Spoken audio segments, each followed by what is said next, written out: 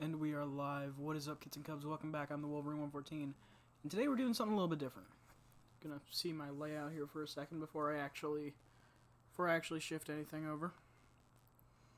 But basically what we are gonna be doing today is we're gonna be watching the E3 conferences as they happen.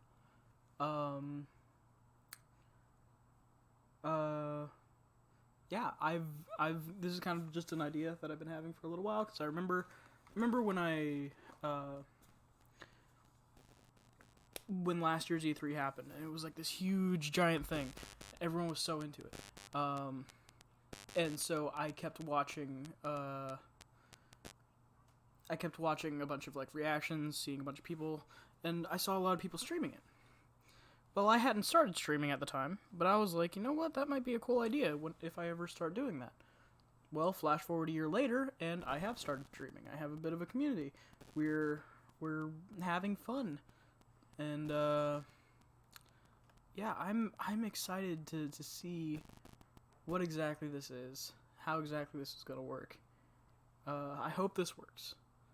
I really hope this works, because I don't think this is infringing on anything, because it's like out for anyone to stream. I'm gonna be watching the IGN broadcast, because they seem to have everything about like covered, and then tomorrow we'll react to the Devolver broadcast before we actually start watching the rest of the conferences, because Devolver's happening later tonight, but no one's really streaming it. It's just gonna kind of appear. Unless we're still streaming by the time Devolver does their whole thing. Because the Devolver conferences are always, like, even if you're not into the games, the conferences are entertaining enough to just watch it alone, because it's just a giant parody. And it's amazing. Actually, while we're doing this, I might as well pop it over to the webcam mode so you guys aren't seeing the whole thing here. But yeah, I'm excited. Yesterday was the E3 or the EA conference before they did the conference before E3 actually began. A lot of people. Oh, and also I've got nondescript snacks as well as nondescript dried fruit and nondescript green tea with citrus. So I'm ready for this. But yeah, so the EA conference was yesterday, and basically the only interesting things were Apex and Star Wars, and the Apex one wasn't even really. It wasn't a whole lot to be shown there. I mean, there was a couple things, and they were talking on and on and on about Apex, but yeah, we're gonna be watching this. I'm trying to think of things to say. I had a thing to say and I lost it. Oh, and then but the main thing from yesterday, the main takeaway from everyone that doesn't play FIFA or Madden or everything else that's just coming out the same year after year, the main takeaway was the Star Wars. The Star Wars reveal of Jedi Fallen Order, which honestly doesn't look that bad. I'm hesitant because, again, it's EA. It's EA and Star Wars. After the Battlefront fiasco, we're gonna be real hesitant on this. And then after the whole Anthem thing, it's like, okay, let's bring back the hype train a little bit. Let's make sure it's doing all right. Oh, nope, cancel that. Nope. I have a really janky setup right now because I couldn't get my normal setup to actually work. So sorry if you hear little rappers. I'll just do this on screen because I know it sucks to like hear something and not actually know what it is, and it's just like oh, what is this noise in the microphone? And it's like, well, here it is. There we go. But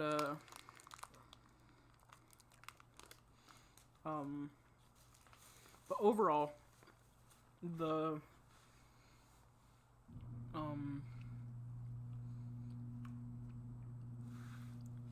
the game looks alright. Taking a lot of emphasis from games like The Force Unleashed, which I played the shit out of, so I'm perfectly fine with that.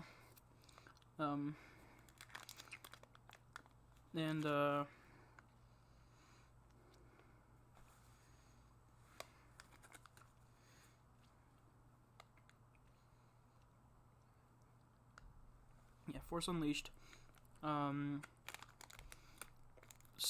People were saying some Uncharted influence. I can see that, but not quite, I guess. I don't know.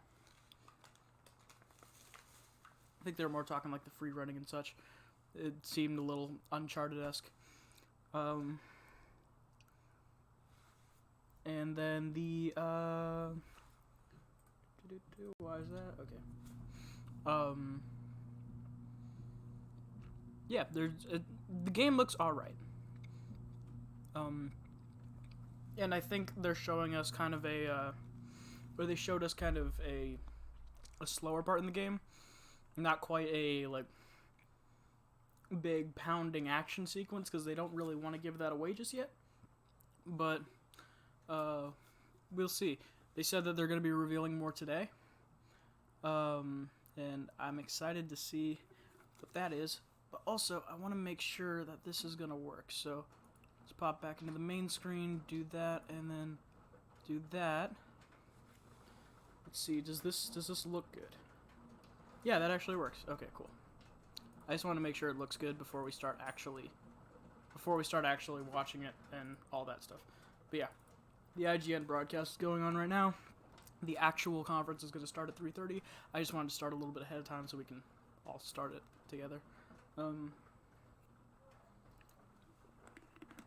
Make sure everything's running, or else, because like sometimes you go live and then things don't work. And it's like, well, I don't want to be cutting into the conference time if something like that happened. I apologize if you guys hear rain. I have skylights in my room, and it's storming today, which I didn't think it was going to storm today because it stormed yesterday. So, whatever. But yeah, I'm excited for this. Some people were bashing the EA stream yesterday because Greg Miller is a very energetic person. If you've ever seen anything from Kinda Funny, he's very energetic. And I could tell he was nervous a little bit yesterday while he was hosting it. But if we look back to last year's EA panel, the person running it could not give any less of a shit. Like it was boring. It was dull. The host was just like, and now I will read everything directly from this cue card that you've given me. And it's like, oh my god, it was so cringy. The only good thing was Anthem, and then we saw what happened with that.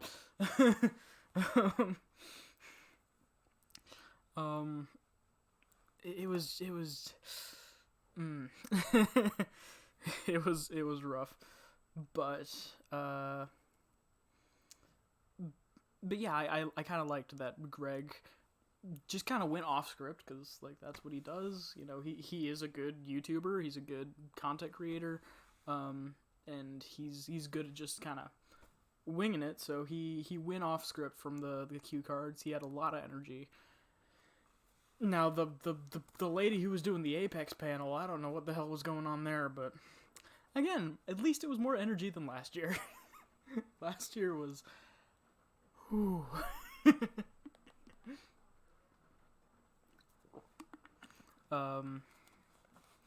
Last year was a slog to get through anything, and then they're like bringing in celebrities to showcase like NBA 2K and all that, and it's like, and they're not showing any of the game, but the celebrities are talking about how much they love the game and all their experiences with prior games, and it's like, we don't care about that. We want to see the game.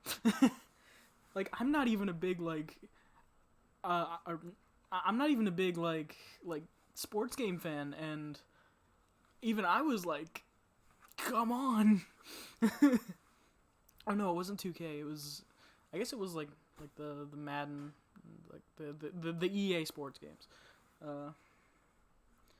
But it was, last year's conference was a nightmare.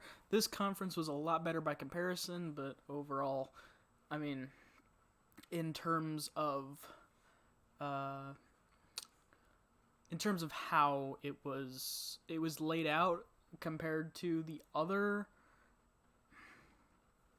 like, I think what people should shoot for this year in terms of their conferences is what Microsoft did last year. Microsoft swept the whole place last year. Sony could have, if, like, because they had those, like, elaborate sets, and they had those, like, really cool music performances, and a lot of, like, really cool stuff. But the problem was, it was so long in between each one that they did.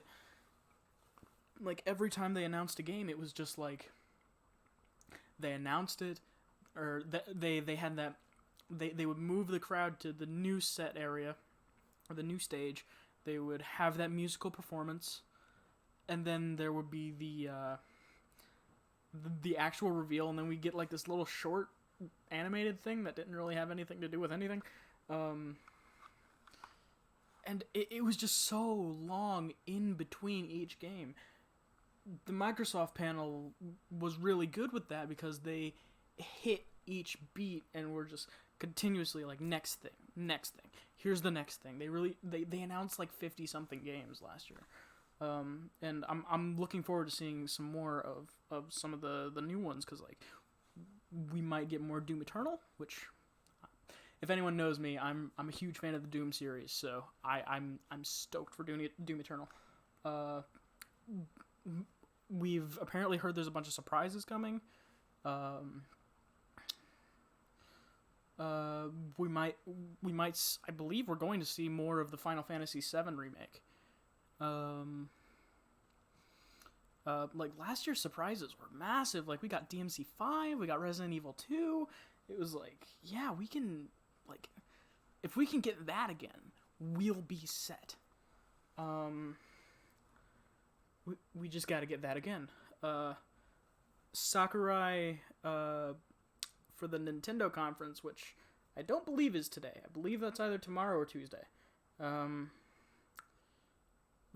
Has hinted at revealing another DLC character for Smash Ultimate, which is great. Can't wait to see what's next there, because they said that each one of the characters is going to be something completely new, completely fresh, completely just out there, and that'll be cool to see.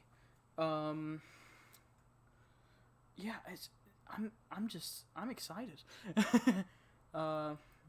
We got about 15 minutes till the conference starts. Make sure it hasn't started early on us.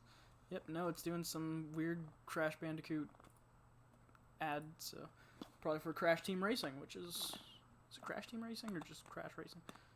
I never played it as a kid, but I know a lot of people who did, and a lot of people who love it, and a lot of people who are excited for the remake.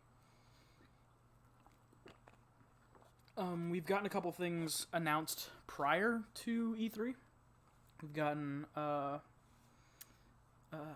is it? Destroy All Humans, I forget what the remake is called, but it's a remake of the first game. And they just announced that it's going to be longer than the first game, or than the original, so that's good. And I never actually got to play the original. I have it on here, and that's actually one of the games I have lined up to stream, if I ever run out of games to stream. Or if I ever want to just, if I finish one of my weekly games and I want to throw another one in, I have 1 and 2, because they were on sale for like $5 each, so I'm like, might as well. We've got so we've got the Microsoft conference coming up. Then we got Bethesda after that. Then Devolver's at the end of the day, but we're not going to be able to see that because they're not streaming it. But what we're basically going to do is we're gonna watch that tomorrow before the conference, all together, and it's gonna be fun.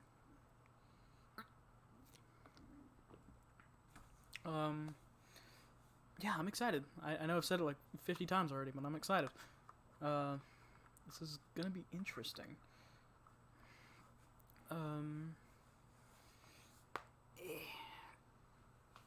Got my snacks. Got everything set up. My weird janky setup because my window capture wouldn't work.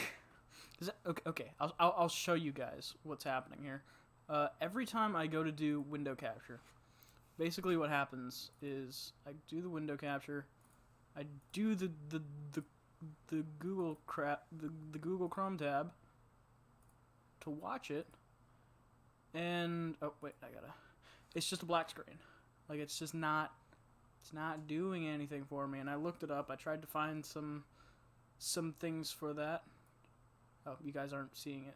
Yeah, it's big black screen. I looked it up. I tried to do some stuff for it, but I don't know what you guys are seeing that. You just aren't seeing my cursor. But yeah, it's just not working. So instead, what I have done is I have this up. I have display capture on, which is what's currently doing this. And then I've got this going on.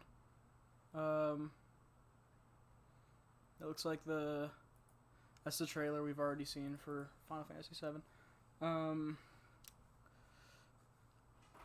And so I've got that. Then I've got my laptop over here where I'm able to look at the stream, make sure everything's working. And I've got my phone set up on the Streamlabs app doing the buddy remote control so that I can see my alerts in the chat. Of course, I can also see the chat over here, but it's mainly for the alerts, just to make sure I'm not going to miss anything.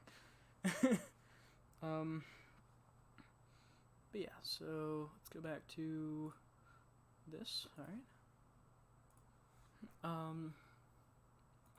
So yeah, I've got a bit of a janky setup going on here. Hopefully it works. Hopefully it holds steady. So far it is, so it's good, I guess.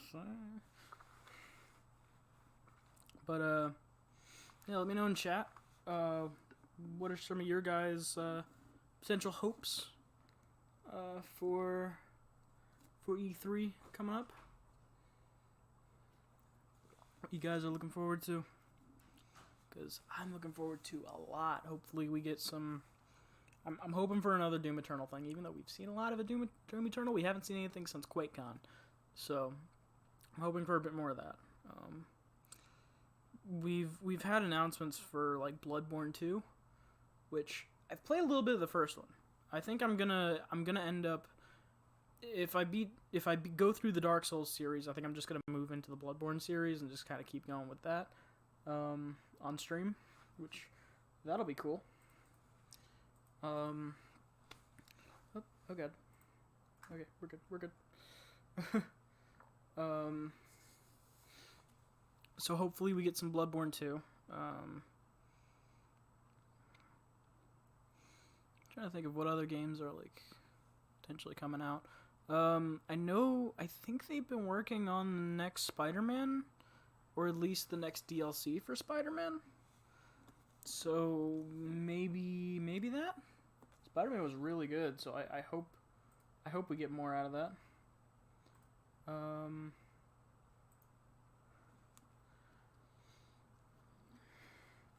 Oh, there's so many things. I'm sure the Bethesda conference will show off more. What's it called? I'm sure the Bethesda conference will show off more Elder Scrolls 6. Although, like, I'm hesitant with Bethesda these days because of the whole Fallout 76 fiasco. And how they handled it and all of that. if anyone is unfamiliar with what happened, go watch The Fall of 76 by Internet Historian on YouTube. A hilarious video, but also details basically everything that went down with Fallout 76. And they promised so much and then delivered so little that it's like, how can we trust you now? Like, if they start announcing some, like, big stuff, we're gonna have to wait to actually see it. And even then, we might not be getting what we're seeing, because we saw a lot from Fallout 76, and then, well,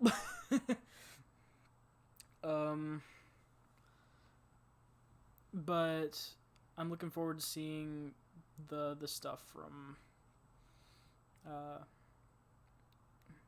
I'm looking forward to seeing Bethesda's conference, just to see what happens. Who knows, maybe they've learned from what happened with Fallout 76. I hope so, but we might get a surprise Rocksteady game, maybe. Oh, we've been waiting for that for years, and still nothing. I think they even confirmed that they won't be at E3 this year, but they may have been throwing us off the trail. I don't know. We might get full confirmation of Ash and Terminator going to Mortal Kombat 11 with the DLC pack, or it might be a subversion of expectations where they saw the leak, and so they set it up to be like that, but then actually it's not. It's these other characters, so it might be, because Ed Boon likes to troll. So, hey, me and the boys at 2 a.m. How you doing?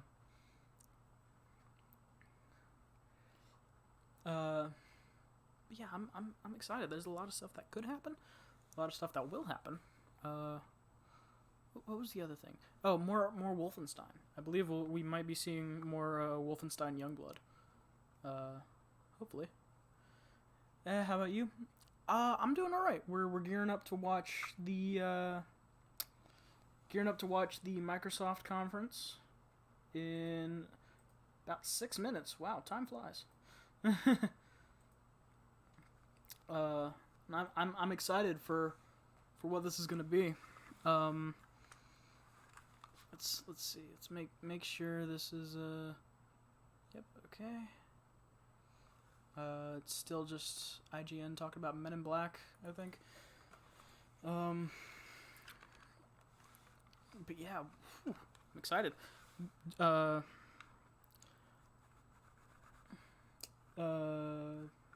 This is gonna be interesting. From what we've heard, there's gonna be a lot of surprises that haven't been leaked. Because last year's E3, most things got leaked. There was a few surprises, but most things got leaked. Like DMC5 was a cool surprise. But most of everything else got leaked. The entirety of the Nintendo conference got leaked.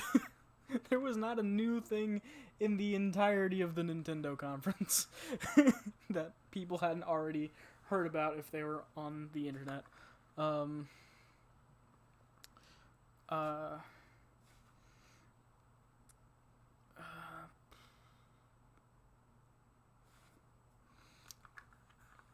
But like we got a half leak that said basically GameStop's their inventory thing basically had a bunch of placeholder names. Well, not actually names, just a bunch of placeholders for a bunch of different games that were going to be released. Could be games that we already know. Most likely is not. They usually do the placeholder names if it's stuff we don't know is coming out, so they want to like still keep that hidden, but they want to prepare their inventory. So that's gonna be cool. We saw like a good, I think it was at least 20 of the new stuff. So maybe there's gonna be a bunch of new releases. This year has kind of seemingly been a new renaissance in a way for gaming. It seemed like gaming was getting really, really dull, but then now it's kind of getting rejuvenated. This is gonna be fun to see what happens. 4 minutes left. You excited for E3? Me and the boys at 2 a.m.? Me and the boys? Me? Don't know how to shorten that. But I could just say the whole thing. Doesn't matter.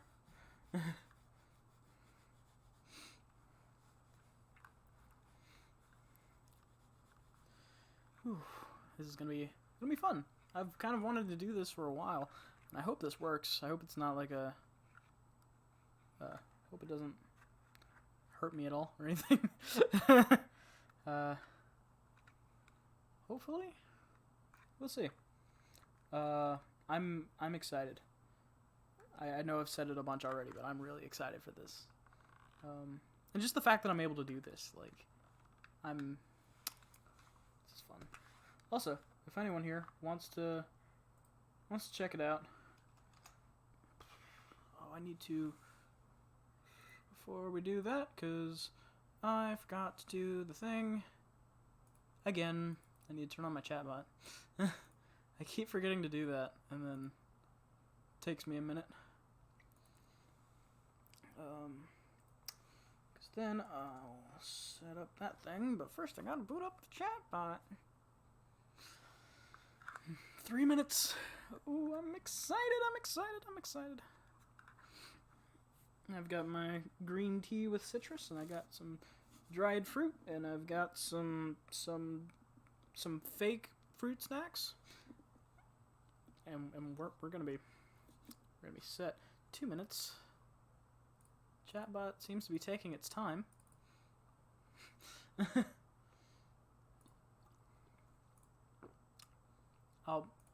get up there. There we go. Finally, you're starting.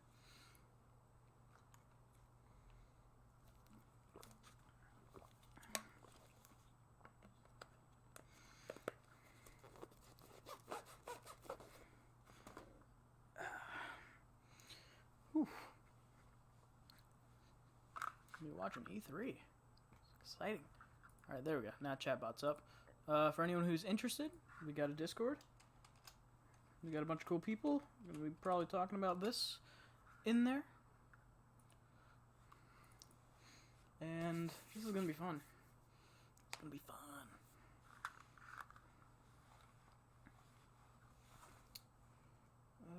Make sure everything's running. 1 minute left.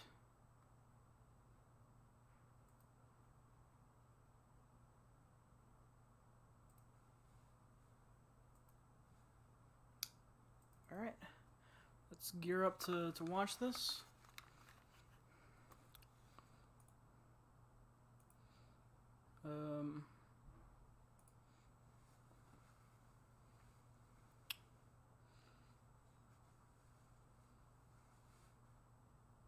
Oh yeah, Halo Infinite. Halo Infinite's gonna be potentially a thing going on here.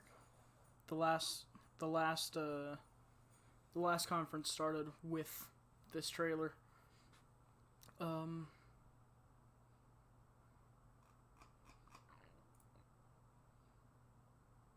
let's not watch that chat. Come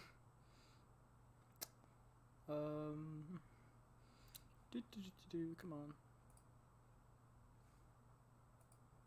I'm gonna mute this, but then I'll unmute this one, so that I can just control it from here.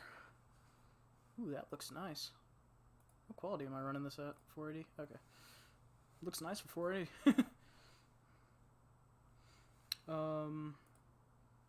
Alright, it's 3:30. The conference should be starting.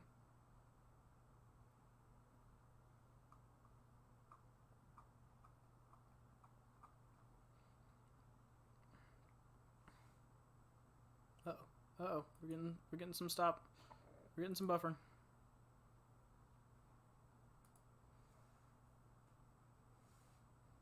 I think that might be on their end. No, it's on my end. Oh, because it jumped up to 1080. What are you doing?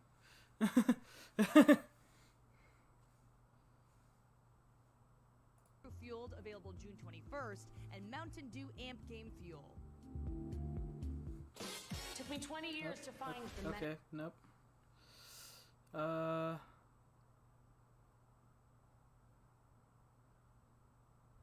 Yeah, it should be starting about now.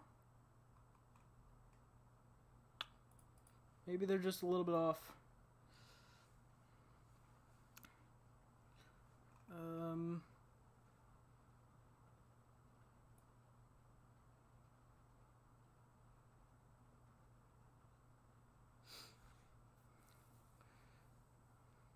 And then when's the yeah, Bethesda's going on.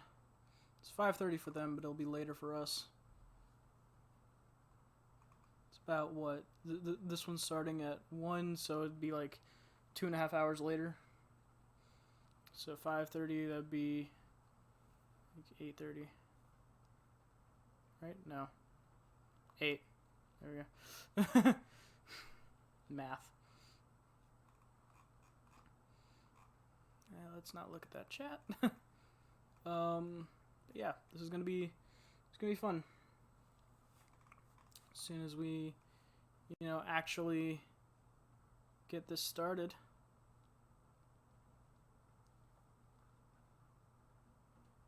Is this the?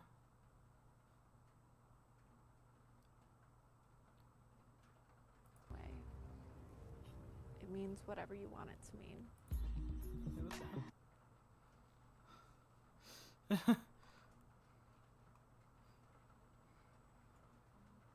That wasn't what it was sounding like.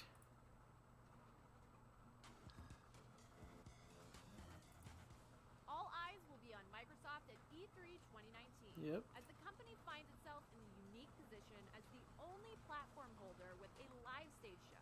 What's going on? Nintendo sticking to its regular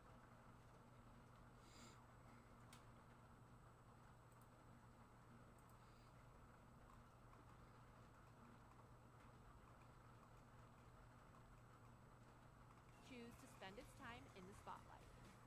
Following a somewhat infamous E3 2013 press conference, Xbox One will launch this November in 21 markets around the world at $499 in the US. Microsoft has bounced back with a string of games-focused.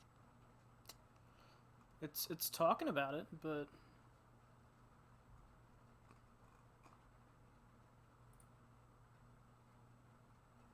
why isn't it starting it?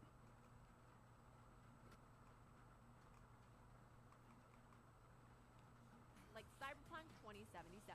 But most notably, Microsoft proposed a solution to its perceived exclusivity. Oh yeah, Avengers is a thing that's also going to be happening. 4 studios and the formation of another. The company added 2 more notches to its belt in November when it brought beloved RPG developers.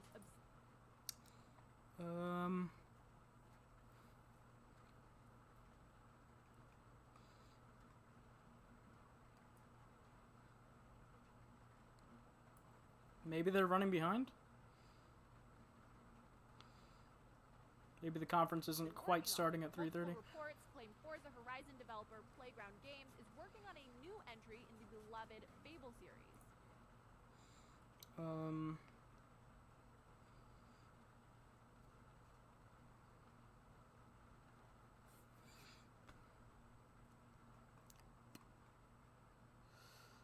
Huh.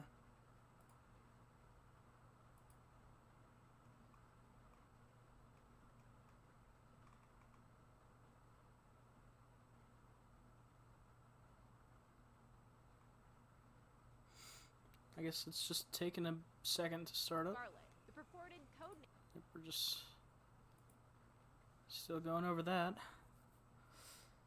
Huh.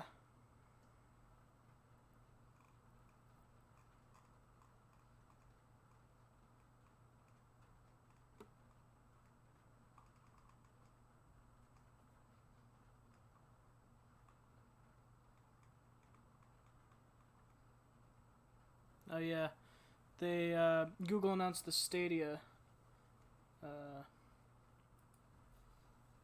Google announced the Stadia earlier. Oh, are we starting? Nope, this is just more of this. Welcome back to IGN Live.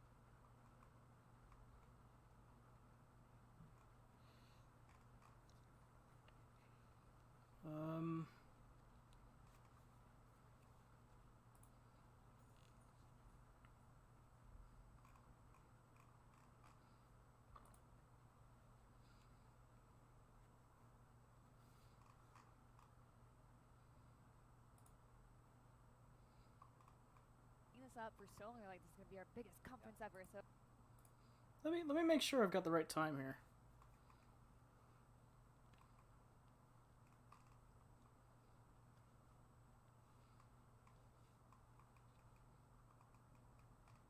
bringing these great games in like a very new way to you, and so I have again high expectations. Yeah. If they set them for me. Oh wait, is this the pre-show?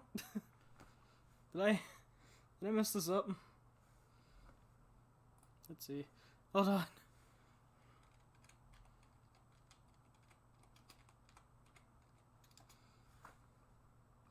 Yeah, okay, we're at the pre-show. I didn't time it right. Okay. So in half an hour we're gonna get oh my god, okay. Yeah, I timed it wrong. Damn it.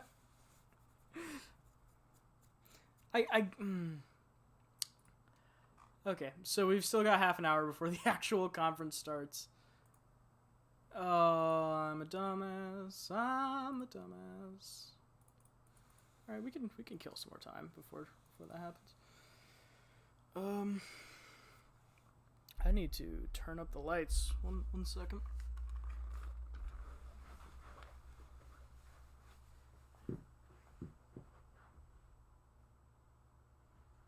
Storm clouds rolled in and it got real dark around here, so.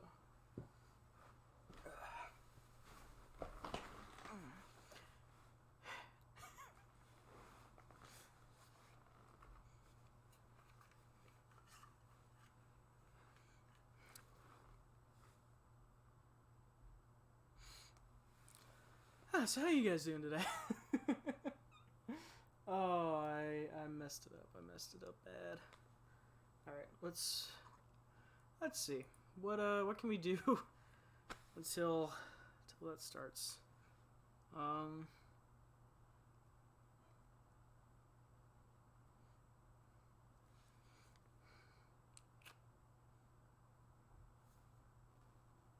Dancing.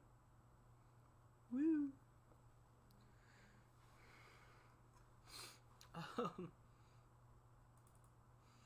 Alright, so now we've got 20 minutes till the conference starts. Oh, I'm a dumbass. I'm dumb. I'm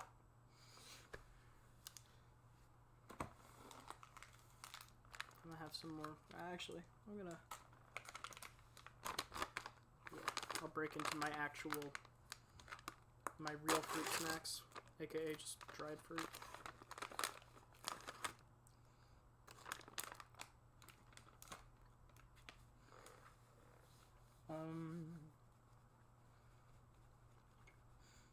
Thinking of what to do to pass the time.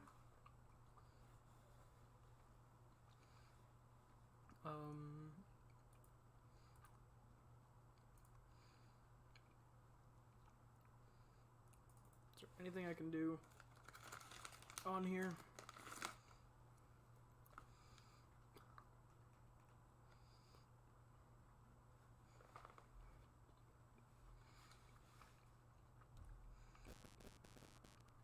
One second.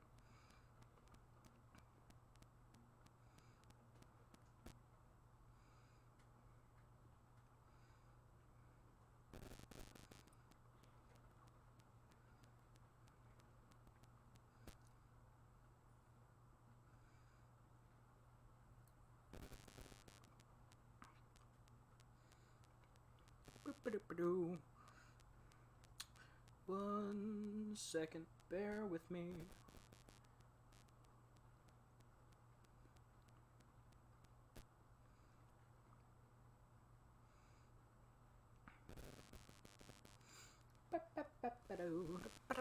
Okay.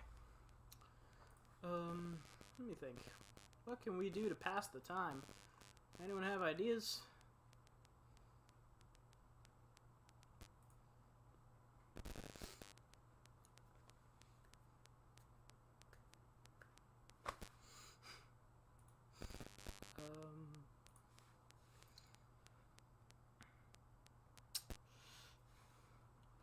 Wait.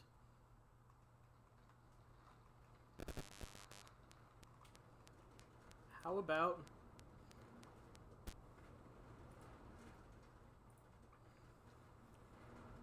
while we pass the time... Nope, wrong button.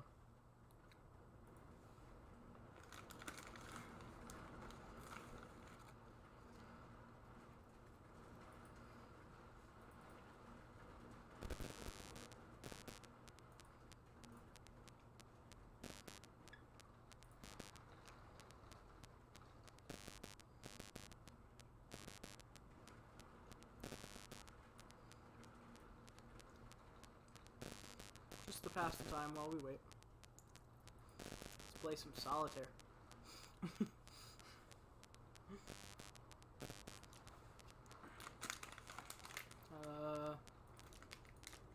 No hard.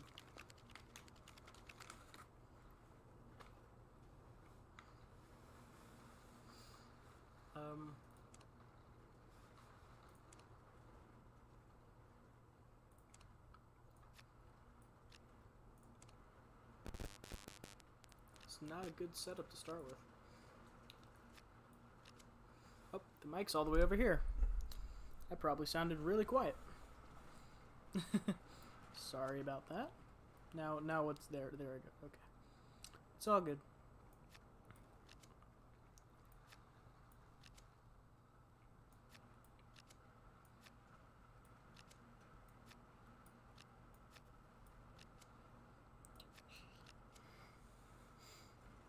Got 17 minutes till the actual conference starts. Wait. Right, I remember how to play. It's been a little while.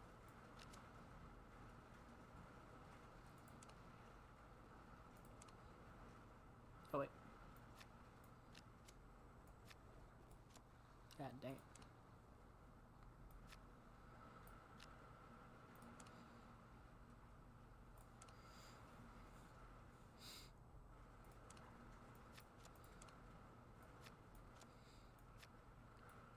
Just a little thing to do while we wait for the conference to start.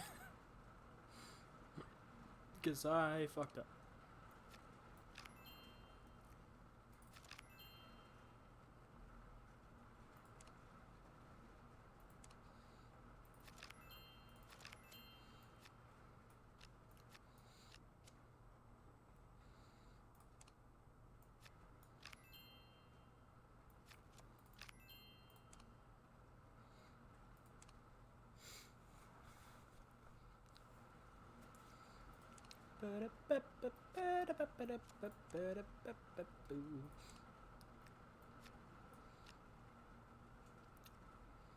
This is fun. Whoa. It's better than sitting in silence for 16 minutes. Of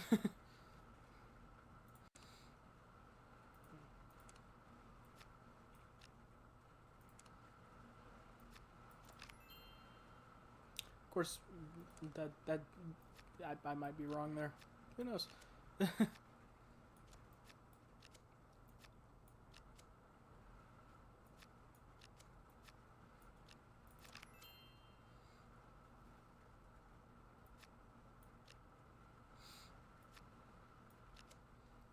Almost got this, I think.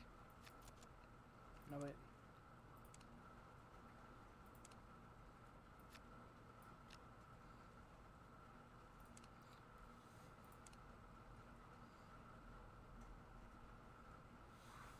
Oh, 1 second.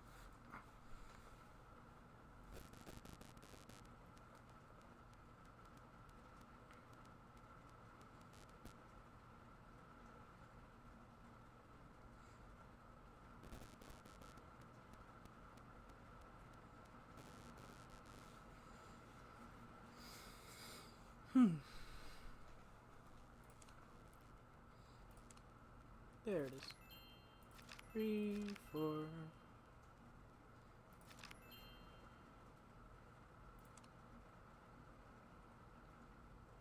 I need that 3. I don't know where it is.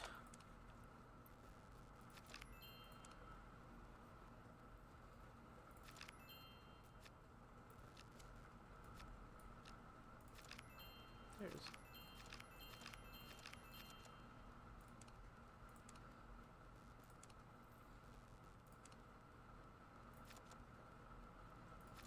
Uh-oh.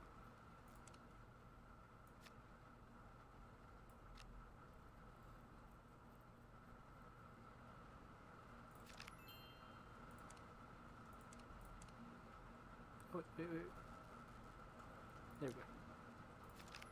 Alright. Now we're good.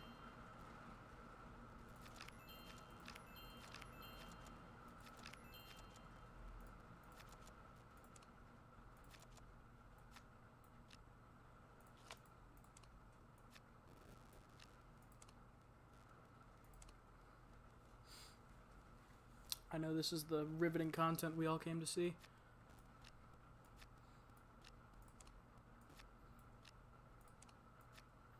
Just absolutely stunning.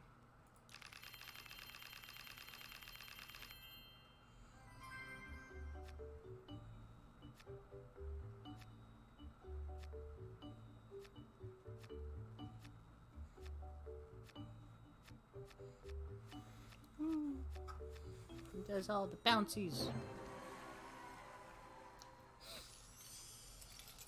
Alright, let's see how we're doing. Oh, I had it paused. Oops. So, What about you, Rhino? Yep, now it's just... They're just going back through that. Alright. Just making sure it hadn't started while we were just, while we were having fun here. Oh, if I'm doing this, then I can just...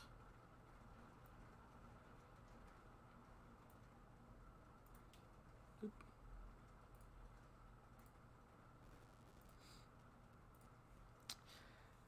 Yeah. If anyone's just tuning in and wondering why I'm playing solitaire, I timed it wrong, and I started half an hour early. So, we've got about 10 minutes left, and we're killing the time by playing some solitaire, because that's what we all came to see.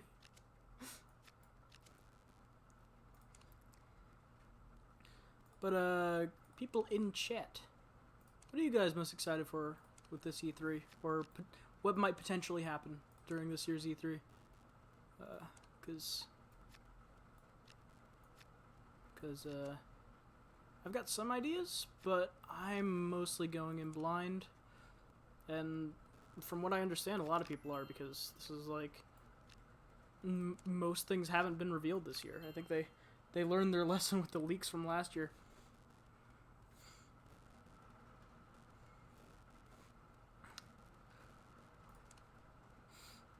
But who knows? It'll be interesting to see what's coming up. What'll be new? What'll be exciting? Oh wait, why doesn't this work?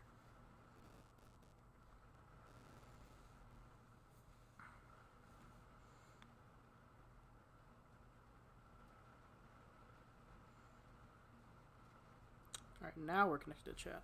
That was weird. I have the buddy remote going on for my for Streamlabs on my phone, because I'm doing a really janky setup, because my setup didn't want to work with me. So I had to do some I had to do some workarounds. But the chat wasn't popping up on my phone, which is part of the reason why I had the chat up on my phone. Or why I'm doing this on my phone. That and the alert system, so my Streamlabs alerts.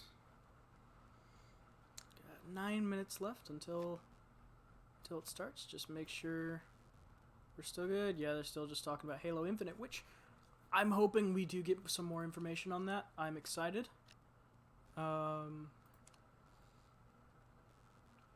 Everything seems to be pretty promising in terms of taking Halo in a better direction than it has been.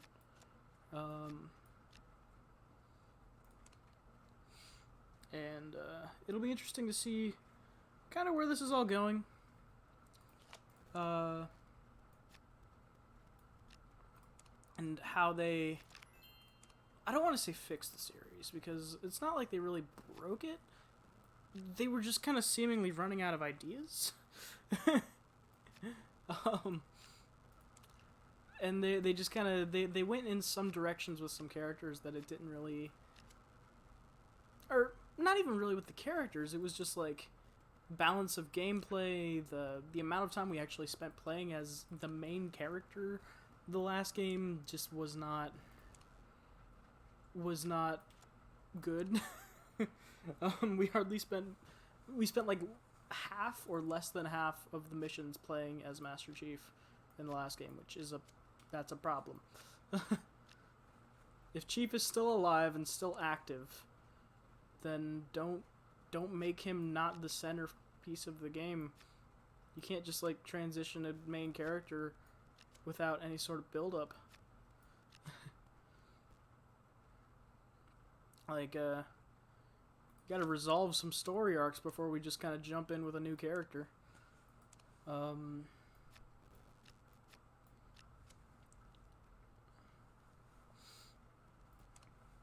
But and then also the changes in the art design seemed a little unnecessary.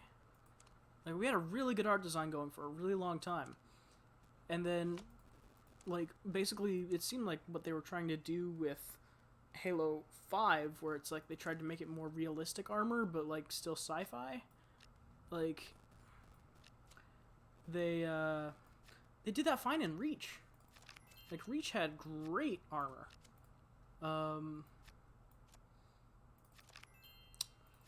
But then they just kind of stopped doing that. And kind of left everyone going, why did you change so much?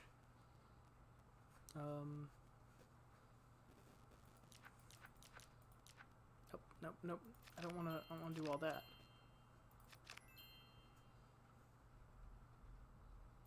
Okay, I'll just hit that on the next go round.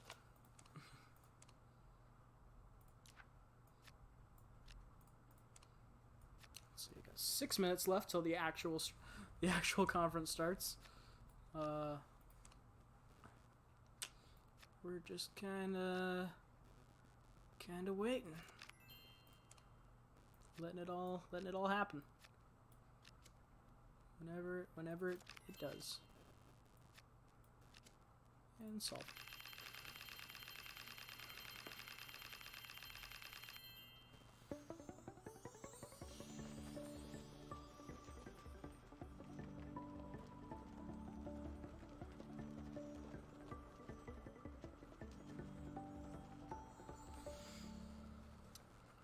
And they all flutter away. All right, we got 6 minutes left.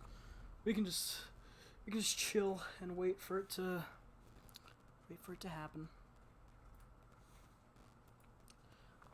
Hope you guys will enjoy when the stream actually starts, 'cause I am looking forward to this. I hope you guys are too.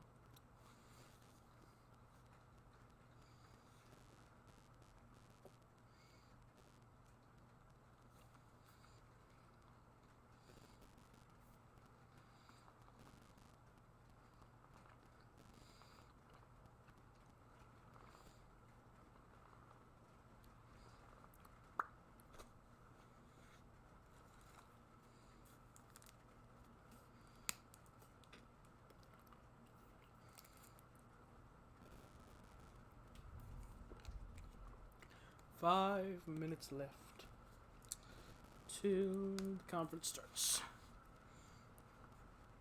Let's see. Now they're talking about Call of Duty Modern Warfare, which I'm hesitant on because COD's kind of been one of those things where it's like, it hasn't really been good since Black Ops 2, honestly. But they're going back to the original Modern Warfare series. Not the original Modern Warfare series, but, you know. It might be good. Going back to a more grounded, realistic kind of thing. Not this, like, super future tech thing, but also not COD World War II, which wasn't bad. COD World War II was bad. Well, it wasn't bad, but it wasn't good. It was a meh. But considering the rest of the other things that they had done so far weren't exactly amazing. It'll be interesting. Because like the trailer seems promising. The trailer for Modern Warfare seems promising. And I played the original Modern Warfare series 1 through 3. And I loved it. But it just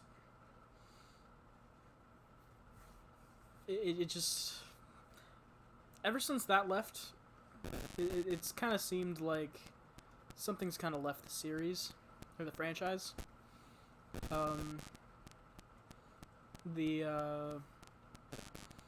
Like that left, and then they had Black Ops 2. Then after that, like the campaign for Advanced Warfare was all right. Mainly because it was carried by Troy Baker and Kevin Spacey. Now it's just awkward. Especially with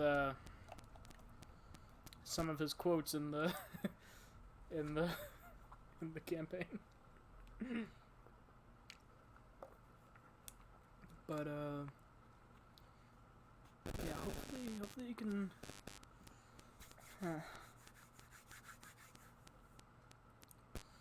now they're just showing some of the gameplay that we saw from Fallen Order. Let me bring that up on screen as we wait. It's only like a minute left, so we might as well.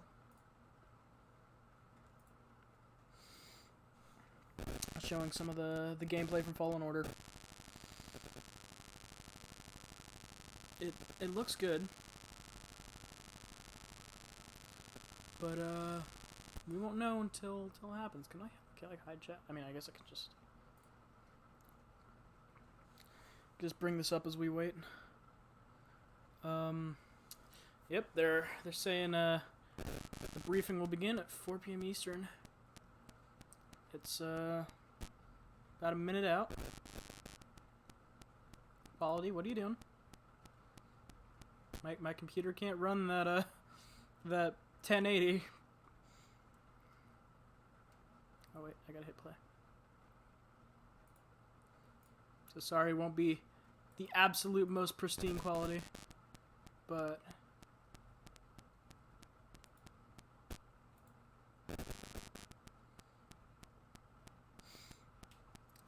it's what I can do.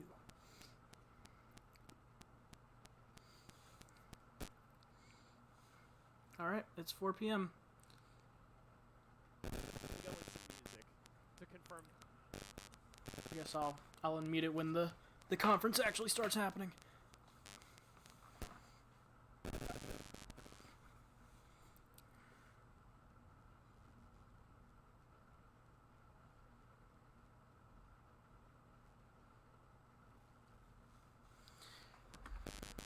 Alright, here we go.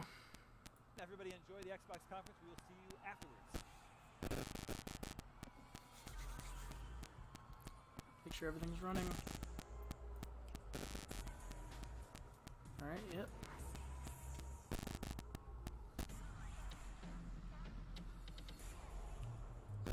Here we go.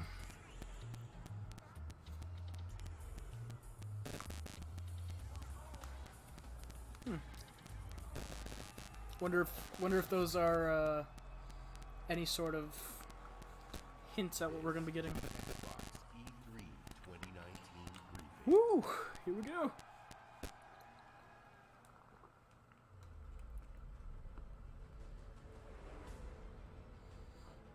Halo 5. Oh, Battletoads! I completely forgot they were doing that. I forgot about Battletoads from last year. Oh, I'm excited. Oh, ooh, we happy few.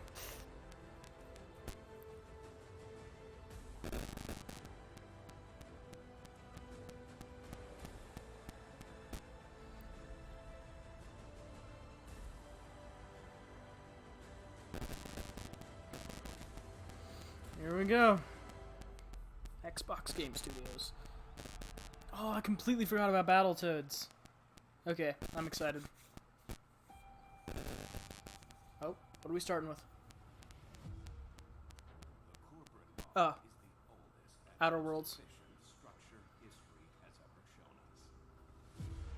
Let me know if you guys can hear this pretty well. Premium feature of colonial life. The colony must never lose faith. That is what it provides. Security in a senseless and chaotic world. This is the game from Obsidian. The furthest colony in the galaxy. Proudly owned and operated by corporations. Everything we have, everything we are, we owe to them. They are always with us. No one has ever gone against them.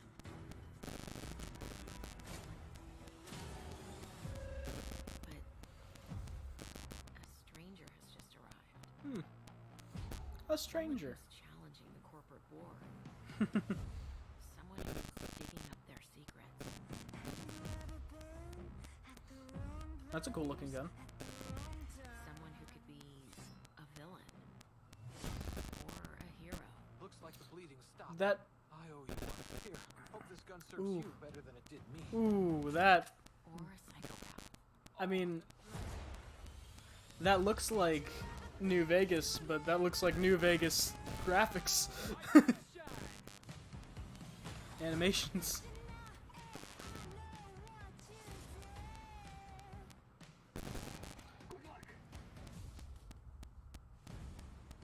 I suppose time will tell, but no matter who this stranger chooses to be, the Alright. Halcyon colony will never be the same.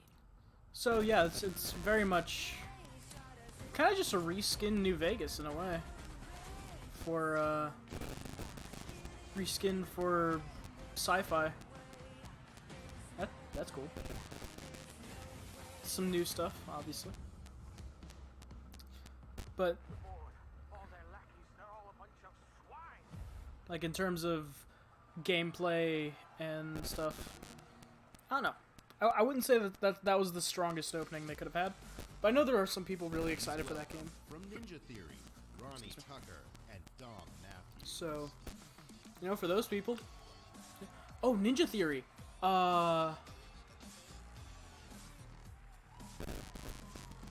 They're doing Ultimate Alliance 3, aren't they? 2018, we announced that Ninja Theory had joined Xbox Game Studios, a move that has given us an incredible. Oh no, that's the Team creative Ninja. ambition of our teams. We've started work on a number of new games at the studio, and in the near future, we'll be sharing details on all of these projects. When we joined Xbox Game Studios, we already had a very exciting game several years in the making. Oh, okay. We're happy to return to E3 to share this with you. Alright, what are we getting? As creative director, I'm stoked to be here to share our new game with you guys. It combines two of my Alright. gaming passions, third-person action combat and competitive team multiplayer.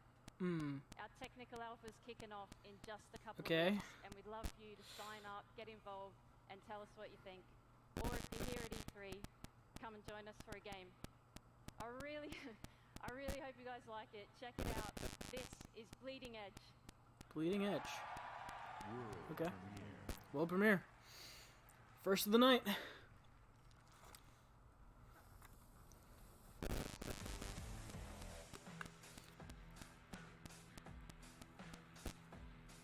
So, from what it sounds like it's going to be like a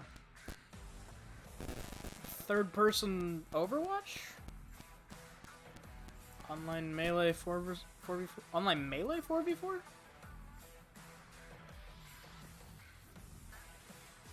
Whoa. Oh. Okay.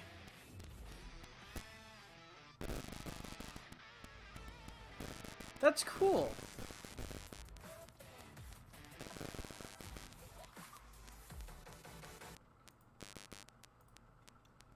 Oh, oops.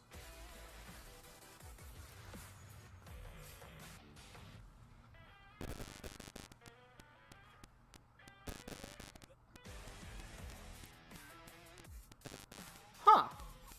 So it's like third-person action combat. Like action game combat. But in a 4v4 setting. That could be promising. Huh. Ooh. Silent opening. Is that spiders? Oh! Oh! Oh! Oh! Oh! Is this Ori 2? Come on, give us the full screen already. Oh, that's a... Yeah! Ori and the Will of the Wisps!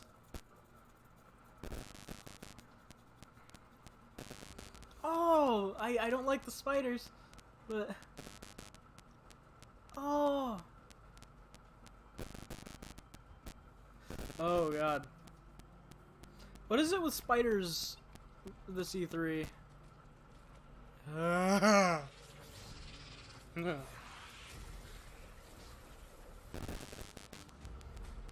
Whoa. Giant wolf. Giant worm thing.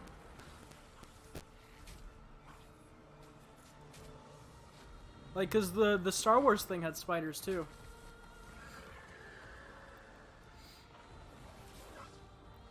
Whoa. I loved Ori so much. Ori was like one of my favorite games. Oh, I'm excited for this. Oh, it's the baby owl. It's the one that survived. February 11th. Ooh. Alright. Alright, that's cool. Oh. Did I move the mouse? No. Wow, they're basically trying to redo what they did last year, where they're just like one thing after another. A brand new game from the creators of Minecraft. Hmm.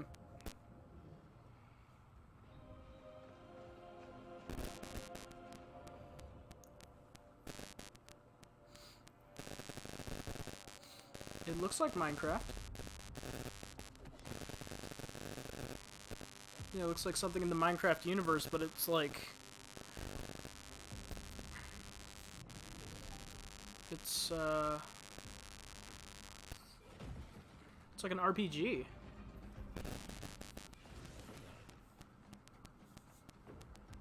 Hmm. It's like Minecraft Diablo.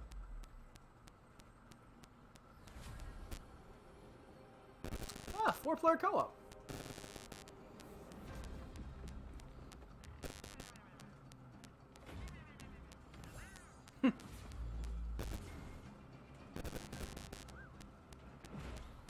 That's cool.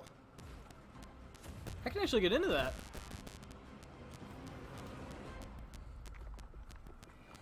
Minecraft Dungeons. Oh, that's cool. For play local and online co-op.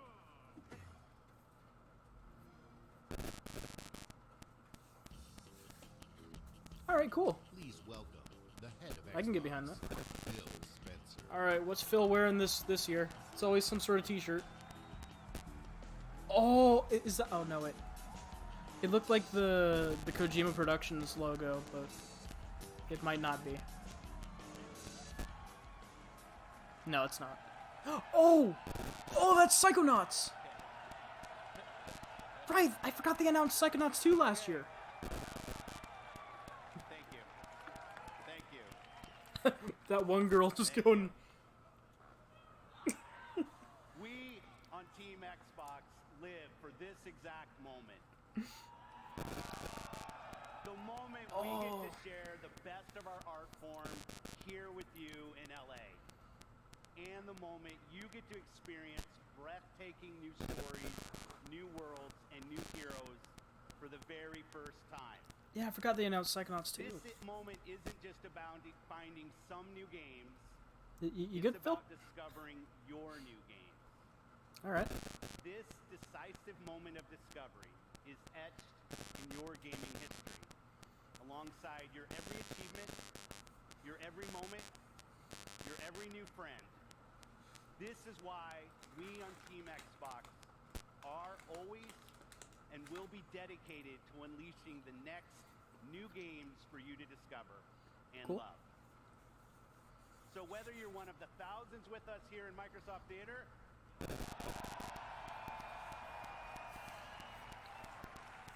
or one of the billions around the world who play games, welcome to E3 2019. Cool. I'm excited. This right now is the single most creative and energizing time in gaming history. Games and gamers together now have the sheer magnitude to be a significant unifying force for the world. The expanding universe of gaming has opened a new era of creative possibility, with more games, more creators, and more industry players than ever before. And gamers were everywhere. In under 2 decades, the number of players in the world has more than tripled. Over 2 billion of us now play games in every region and on I used to get made fun of for playing video games. Now it's like the norm. With new technological leaps, we get to play whatever we want. I'm sure I'm not the only one. Want, and wherever we want.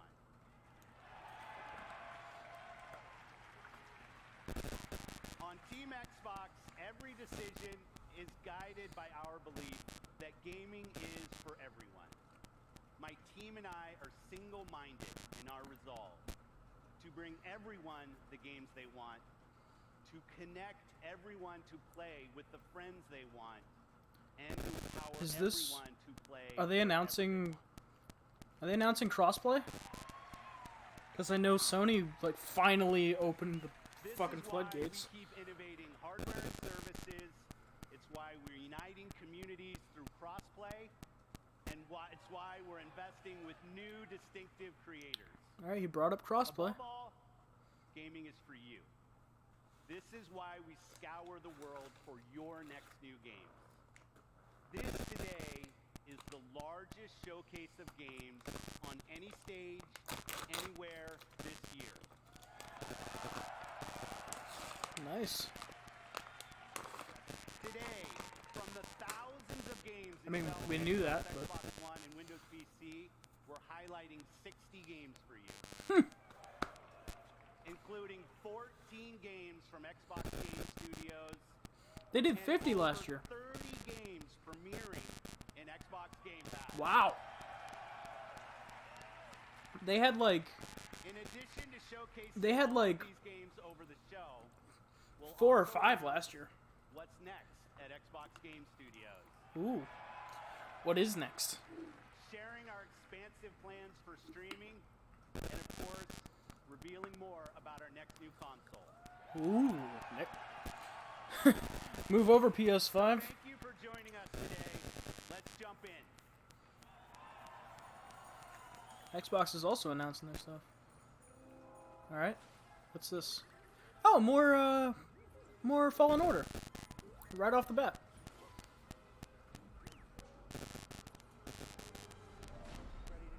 Ooh.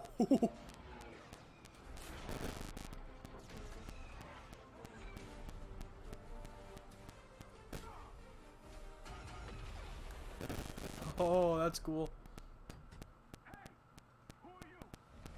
Got a name? Cal Kestis. So rude. Here on Jedi business. Jedi and Not all. Alright. Showing a bit of the stuff we already saw yesterday.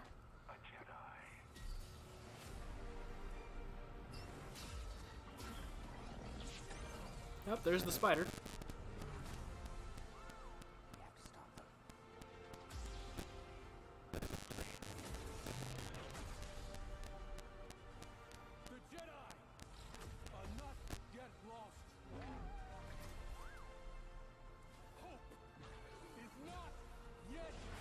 Whoa, okay, that was definitely something straight out of Force Unleashed.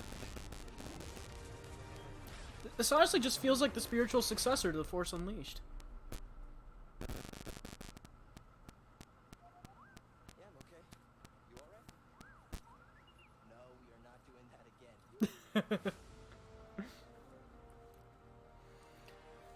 Cool. That's a lot of what we already saw, but we also saw a bit more action sequences, which seem pretty cool. Here we go. Brand new. Oh. This is something horror. What is this?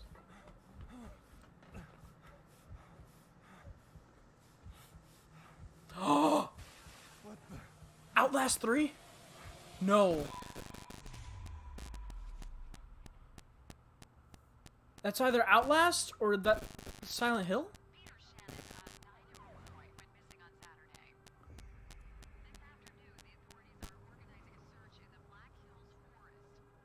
Okay, Bullet. Let's find this kid. Or is this brand new? Wait up, Bullet! Bullet!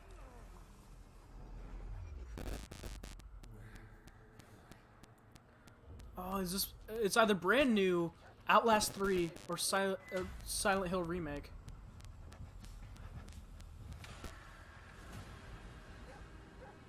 It's looking like Outlast.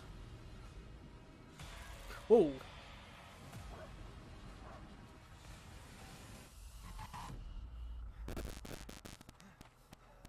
Everything about this is screaming Outlast.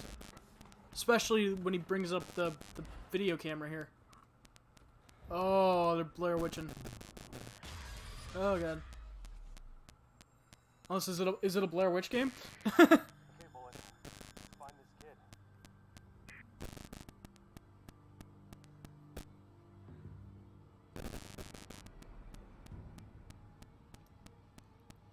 Is it a Blair Witch game?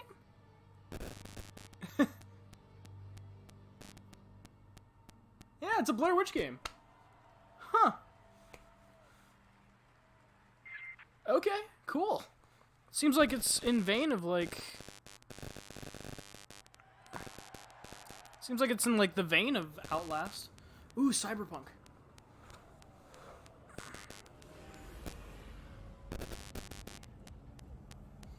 I could get behind a well-made Blair Witch game.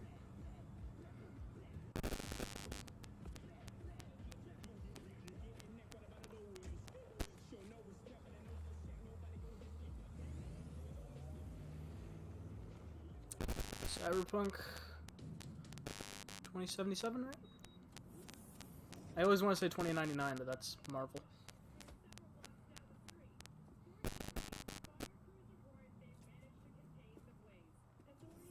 V, my man, you made it. You blowing up all over the news. Are you alone? I just went. You got the chip? All right, start her up, bug. Why don't you go to the bathroom? Wash up. We gonna be with you in a minute. Oh, come on, man. Your neck. It's a mess.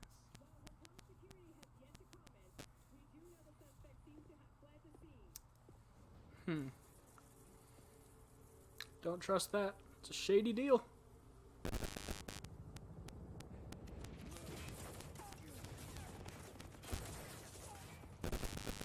Initiating combat mode. Go! Destination confirmed. That's what I'm talking about! Alright! In and out! We're rich! Oh, we are going to the major leagues, Deputy! Yeah, no, he ain't making it. No.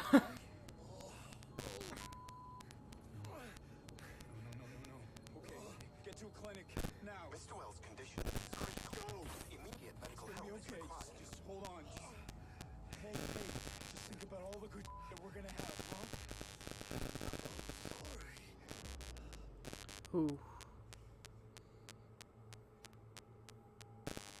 Main character almost looks like Justin Timberlake. Ah, so it's not his blood.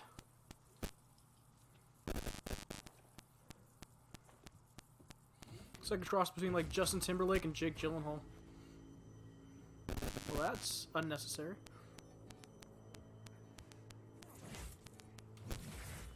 Whoa. Okay, that was cool.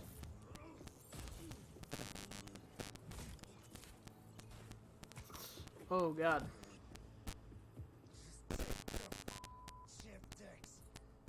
Every corporal cop in this city's gonna be blasting down these doors after what you and your psycho friend did.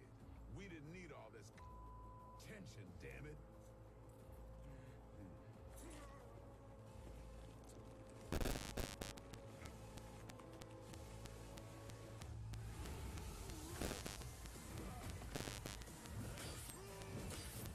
This is honestly selling me on the game more than the original trailer did. This looks cool. Oh, she's got hacking tech.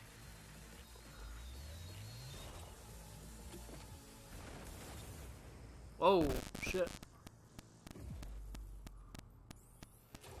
Okay. Okay. Because I never played, like, The Witcher or anything, so I don't have any... Samurai. I don't have any... We have a city to burn. Keanu Reeves? Okay, okay, I'm in. I'm in. That sold me. I'm in. Oh, it's Keanu. Keanu's coming out. Please welcome Keanu Reeves. Okay, yep, I'm sold. I'm sold. So like just the name CD Projekt Red didn't quite sell me on the game because I hadn't played any of their previous stuff, but that trailer was awesome. Keanu's a badass. Okay, I'm in. I'm just in.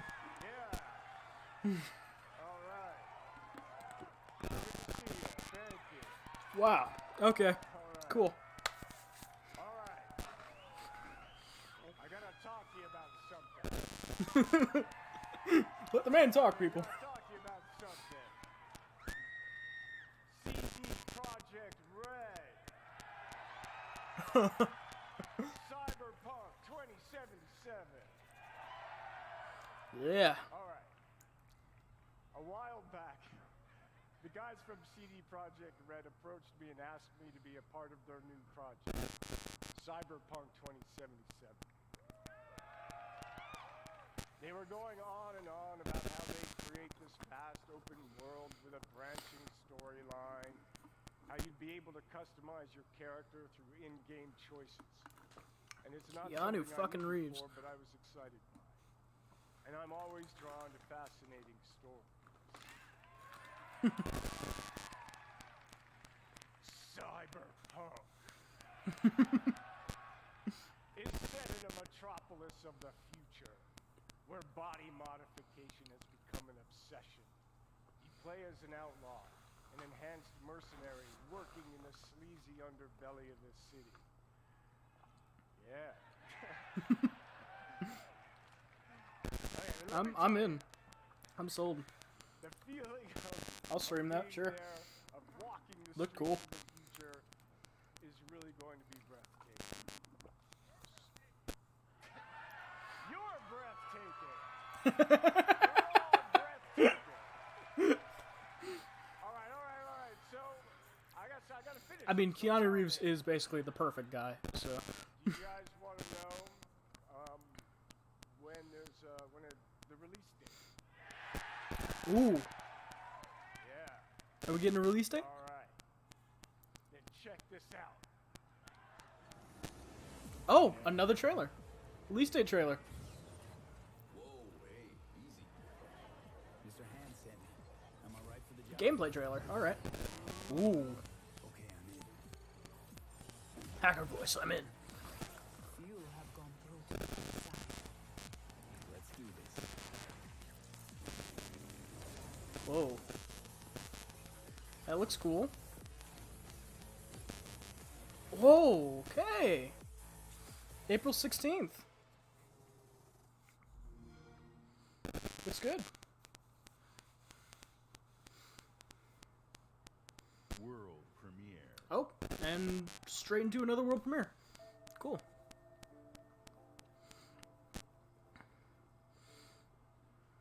It'll definitely be something A lot less impactful. Excuse me.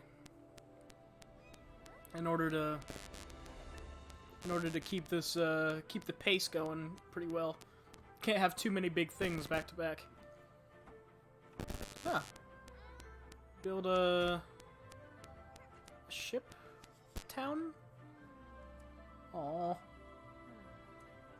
Furry bait.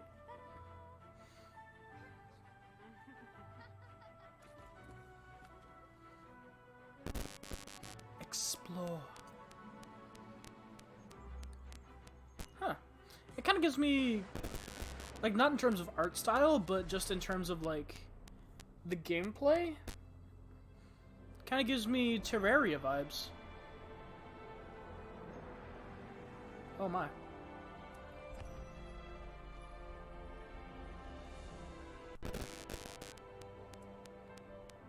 It's like you have your base, people move in, you build it.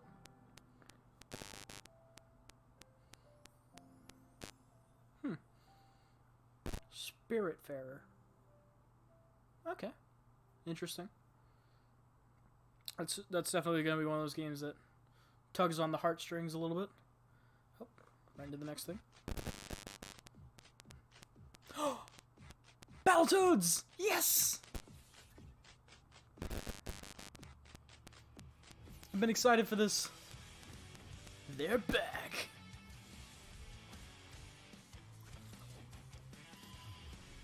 Rash. Pimple. And zits. Their biggest battle yet.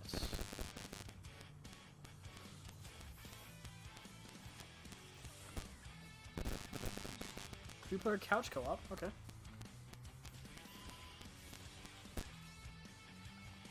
Looks interesting, but is it gonna have the same level of difficulty?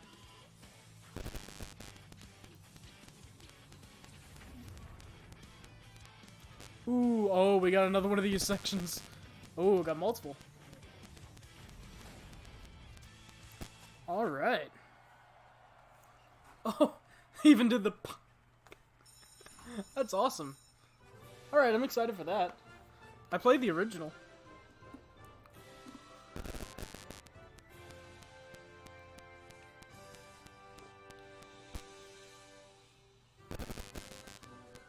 Huh. That's unique.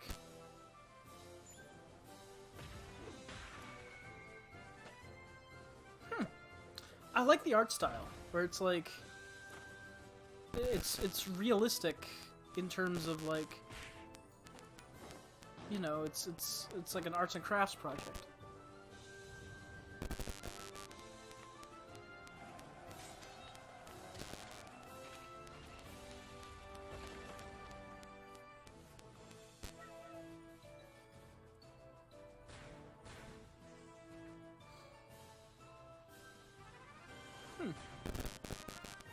Looks unique. Which, unique is great. I like it. Rig Time, The Legend of Right. I may have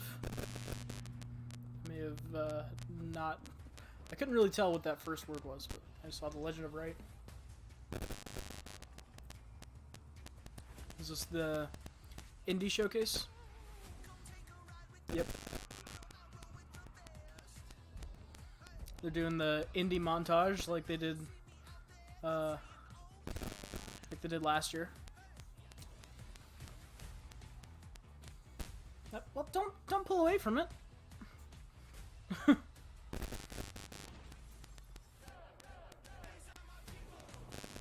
Oh, tabs. Oh, awesome. So that's coming to the Game Pass. Huh. Tabs was only on PC for before, so that's cool. Ooh, that looked cool. This is definitely a copyrighted song, but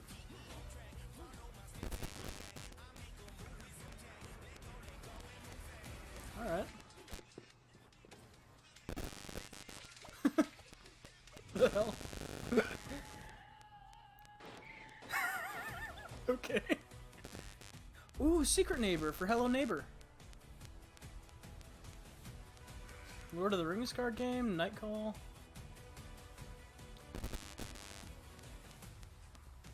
Cool, so Secret Neighbor's coming to console.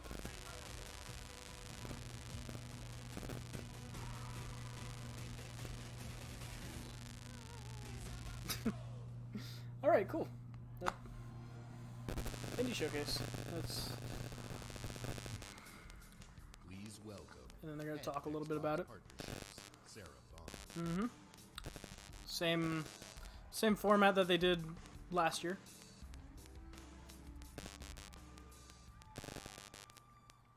All the ID at Xbox games you just saw will premiere on Xbox Game Pass day 1.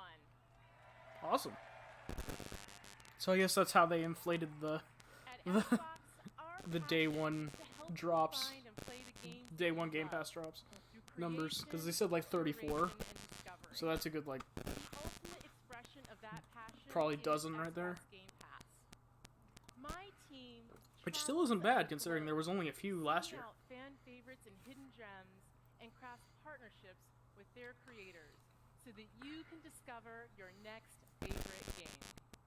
Mind-blowing experiences, epic adventures, and iconic characters, all for you to explore. It has been awesome to see the record-breaking success developers have had in Xbox Game Pass, introducing their games to new players. This is basically just one long advertisement for Game Pass. Since launch, They do it every year. tripled the number of partners in Game Pass, adding more games from more genres. Platformers, RPG, adventure, sports. Game Pass is actually a really good deal if you can afford it. Of course, every Xbox Game Studios title you see today will premiere in Game Pass day 1.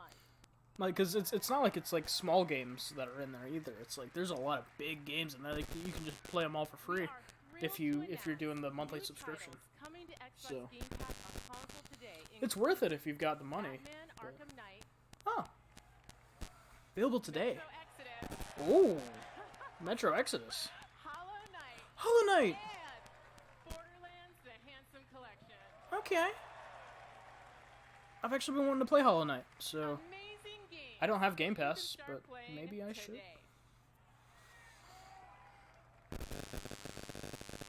Our mission at Xbox is for you to be able to play any game with anyone, anywhere.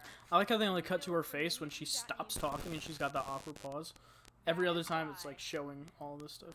Last month, we announced Xbox Excuse me. Game Pass for PC.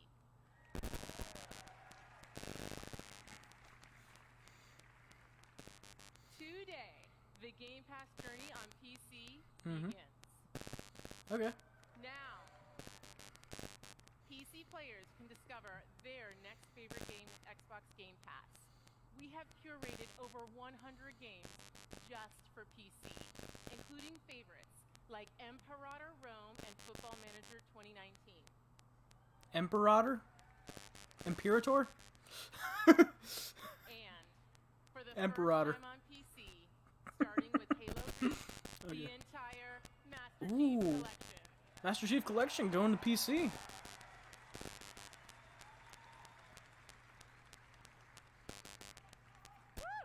With Halo Reach. Thrilled to share that That's Xbox great. Game Pass for PC launches in open beta today. Open beta today. Awesome. Whenever you're ready.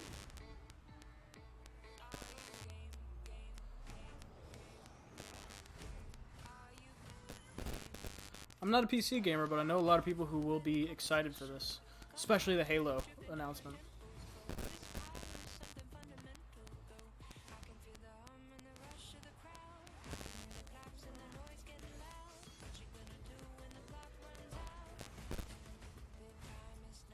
Halo Reach and the Master Chief Collection. Whew. That's a big announcement. Halo coming back to PC for the first time since the original.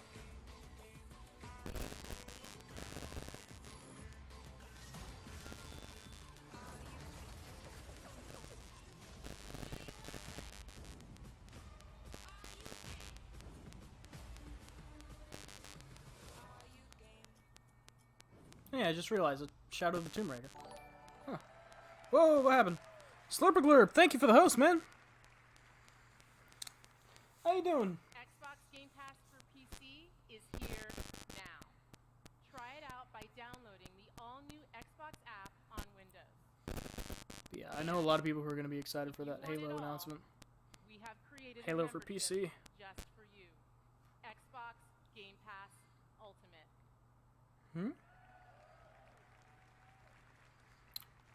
What is Xbox Game Pass Ultimate? Xbox Game Pass for console with over 100 great games. Xbox Live Gold, an unrivaled gaming community. And now, Xbox Game Pass for PC so at no additional charge. Whoa. $15 for all 3 of those? That's good. That's a huge deal. Because normally you'd be like shelling out 50 plus for like each one of them. Oh, wow.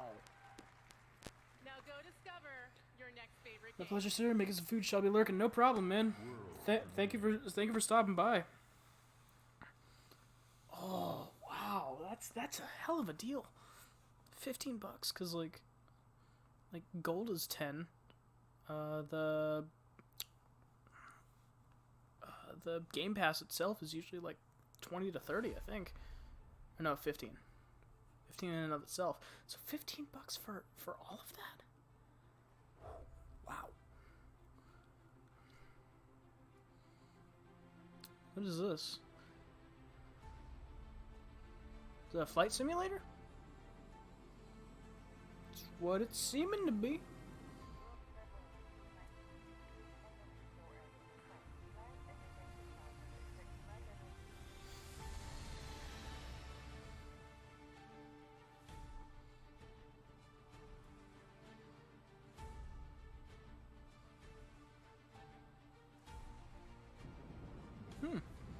Wow.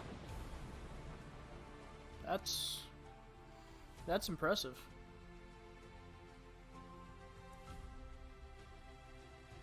That just looks stunning.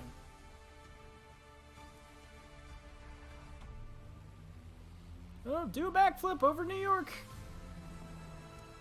Oh no, that's Seattle. Multiplayer? Is it a flight simulator MMO?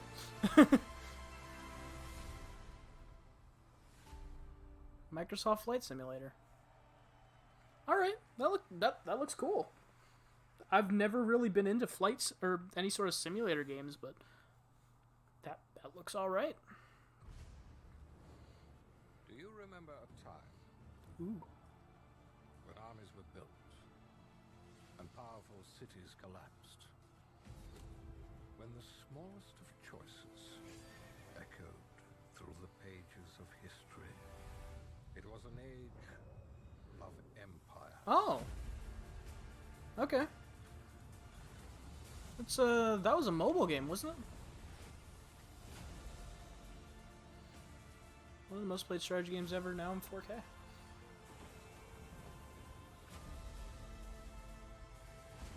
Cool. I'm not really a big strategy game person myself. I know some people that are.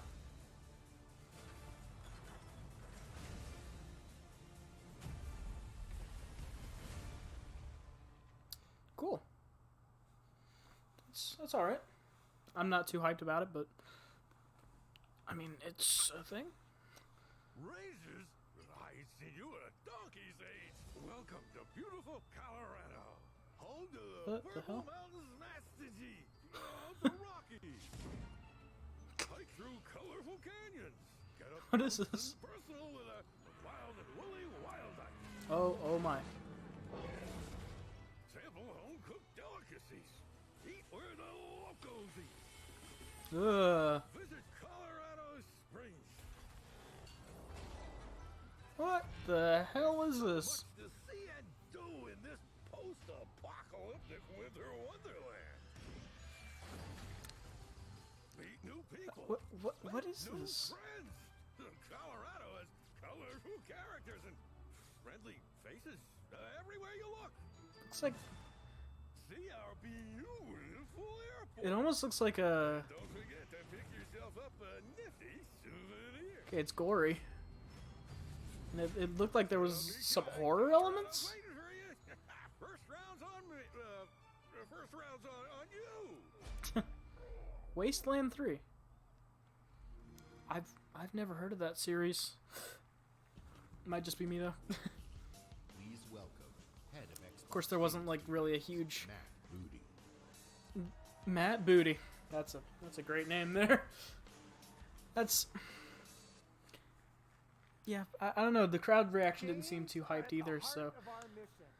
Over the last year, we added 7 new game development studios to Xbox. Mm-hmm. They really did a huge flex last year. It's like, here's everything we just bought. On our E3 stage, and there's more to come. I have the privilege of working with some of the best studios around the globe. And for me, great studios are about people, teams, and ideas. Our success comes down to one thing: creating great games that players love. And great games come from great developers. That's why Developers. to announce that joining Xbox Studios More? is Double Fine Productions. Whoa! Oh, that's a big one. Double Fine is going Xbox. It's going Microsoft. Well, of course, what's really exclusive anymore? Almost 20 years with classic games like Psychonauts, Yeah. Brutal Legend, and Broken Age. Wow. I'm looking forward to Double Fine joining Xbox and seeing what we create together. Please join me in welcoming the founder Double and Fine. president of That is not a Tim Schafer. that is not a company I would have thought was gonna be bought by Microsoft. Huh. Hello. Thank you. Hey, Tim. Thank you so much, and thank you, Matt. We are so excited to be joining Xbox Game Studios, and I'm here to personally reassure you, Matt. I don't know what you've heard, but I'm a team player. Whatever you need from Double Fine, we'll make for you. Halo stuff, Forza stuff, Excel stuff, whatever you want. Excel. I love Tim Schafer. Yeah. Wow, that's huge. We just want you to make great games. Oh, that's such a relief because I was totally lying. In that case, we brought a brand new trailer for Psychonauts 2. Take a look. Oh, we've got Psychonauts 2 right out the gate. Okay. Well, not right out the gate. We've been going for like 45 minutes now, but...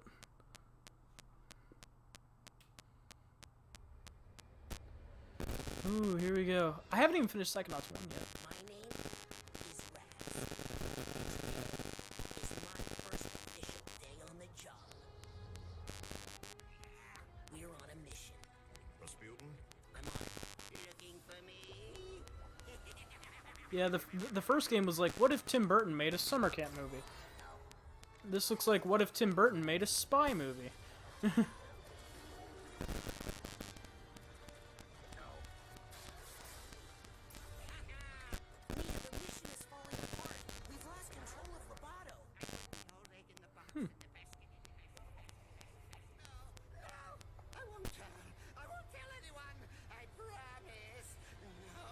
Whoa. Whoa.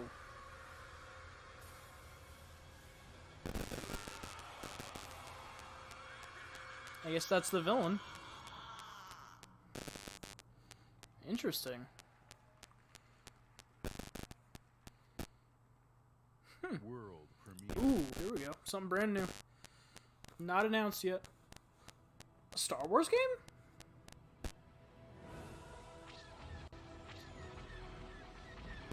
What is this?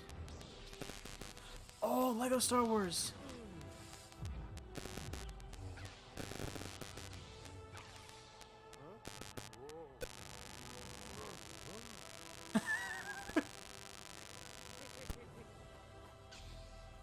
Is this a full collection of all the movies?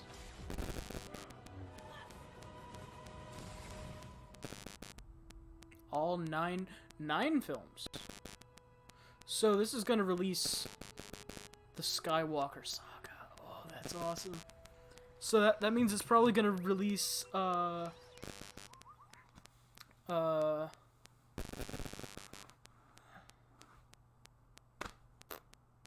think it's probably gonna release alongside the movie. Watching it in another stream without a delay looks legit all in one, baby. Wait till you see the next one. Alright, no spoilers, no spoilers. Ooh. Is this Fighter Z2?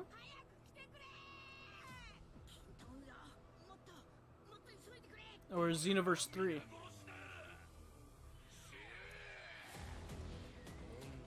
Okay, yeah, that's Xenoverse fighting style.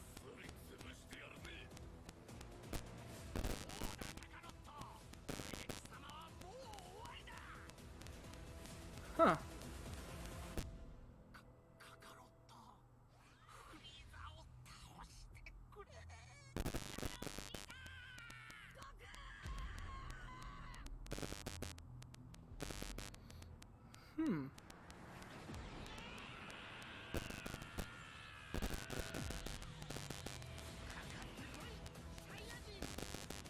I played the first Xenoverse. Looks like this is, yeah, this is, it's more reenacting of the actual anime, which is cool. I liked that part of Xenoverse. Dragon Ball Game Project Z? Dragon Ball Z Kakarot. Okay, cool. Action RPG. Oh. Oh, that's cool. I actually didn't I didn't catch that. Huh. So I guess you'll be able to upgrade and stuff. That's what's said at the bottom. I couldn't read the bottom before the rest of it came out because I was reading it out loud and I was doing stuff. Annapurna. Forget who. You want to guess what it is? Who makes? This is an outfit for a newborn. You bought it this morning. You wanted to surprise me. I'm sorry. You're pregnant. You know? I know because you already gave it to me. This has happened before. What are you talking about? Yeah, flash quick. Yeah. He's going to hurt us. He says you killed your father. I need to know what happened. Why are you doing All right, time loop. My father died. Died of a heart attack? Oh, I didn't have anything to do. Any second now, he's going to knock on that door. Help me. I know that voice. I cannot. This can't be happening. I can't place it. Oh. That's him. Did you call the police? We have a warrant. Please open the door. I didn't do anything. We're here to help. Don't listen to him. I'm your only chance. Open the door right now. You know me. I love you. You have to believe me. Stop. No. Under arrest. No. Hey! And the time loop. You're home. What are you doing? Are you okay? Whoa. This looks interesting.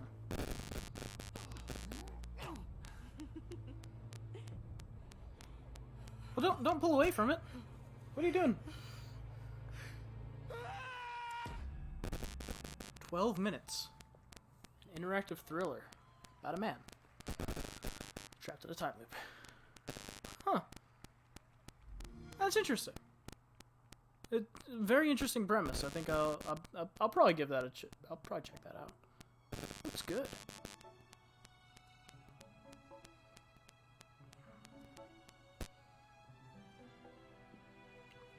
Way to the woods. All of the lights will guide you home. Whoa, that's cool. Huh. I like the art style. Oh, so you play as like a buck and a small deer, a fawn.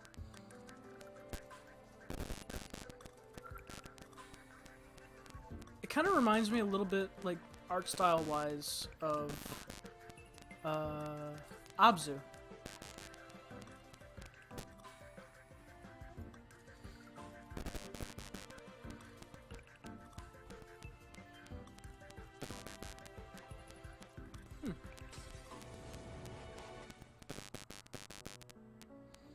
It's interesting. Yeah, I can get behind that. Coming 2020 for real this time. Oh, was that something they had announced before and just never came out? Ooh. Is that Gears? Yeah. I wasn't too hyped for Gears last year. Like I knew it was interesting. It looked interesting, but yeah.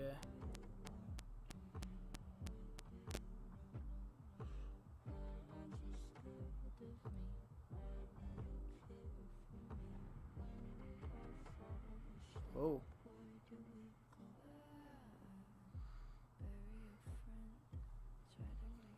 Hmm.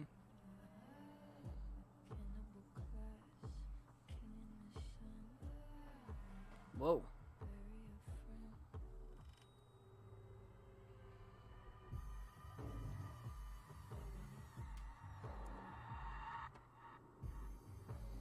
It's definitely a cool trailer.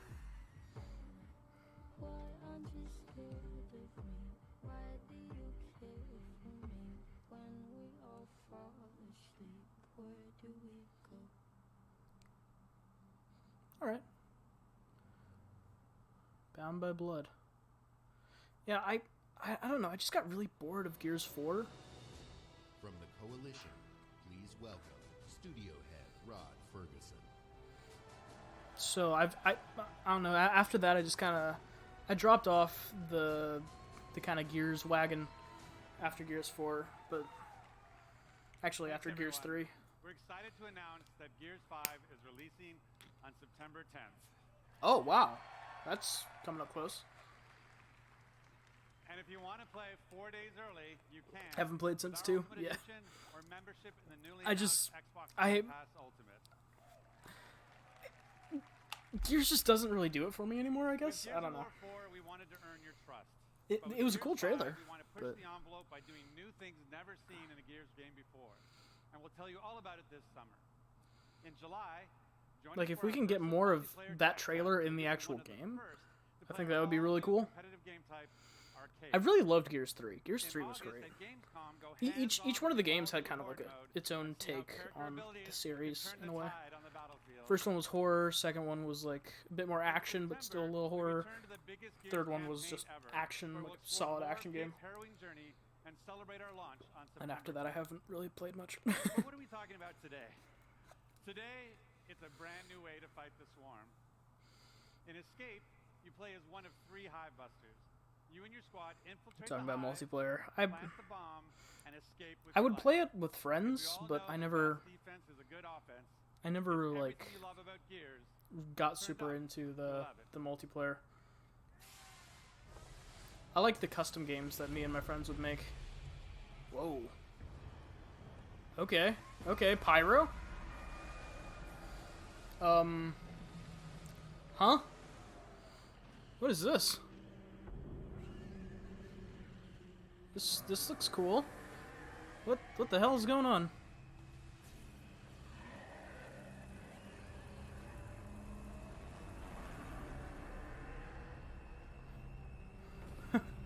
And more fire and more Sony. Sony's actually not at E3 this year.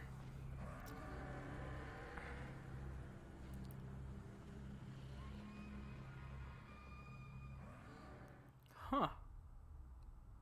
They attacked. Lost everything. Everything except the need for revenge. This might look like That was a really cool intro. Nope. In a way, that was kind of like what Sony did last year with their entire conference.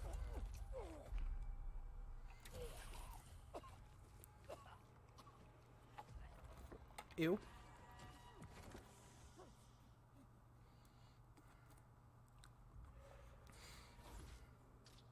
Oh my.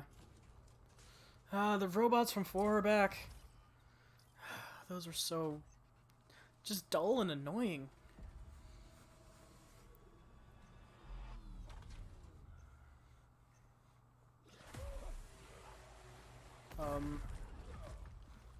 Hello?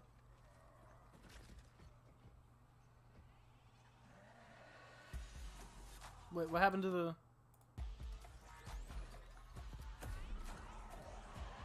What happened to the stream?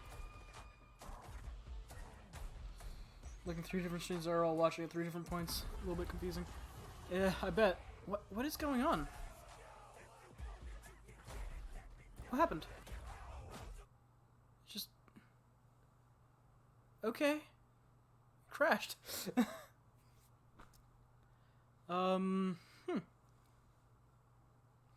Alright, well,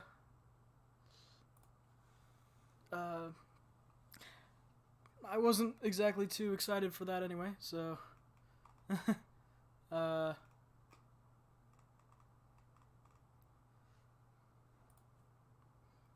Guess that doesn't really matter, but...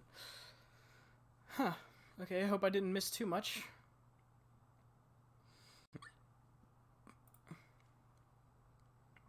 Just, the whole thing just dropped out on me.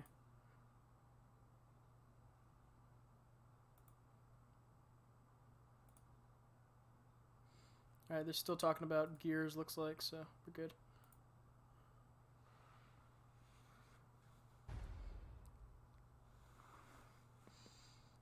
Alright, cool.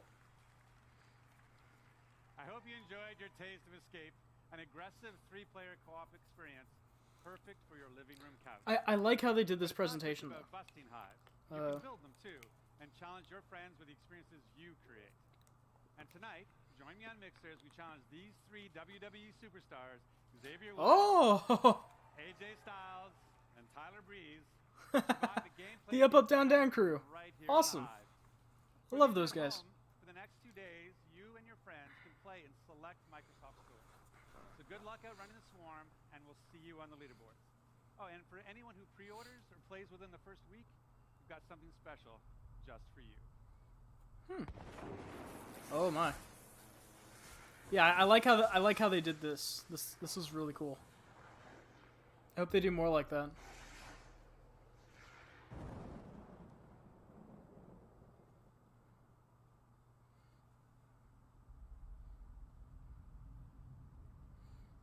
It's a lot of skulls.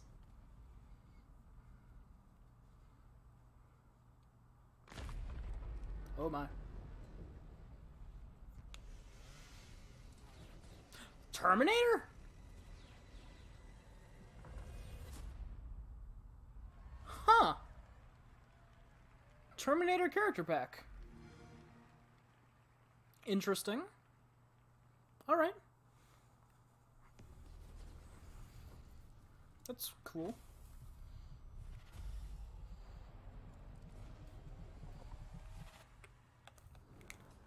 What is this? New Elite controller? Mm-hmm.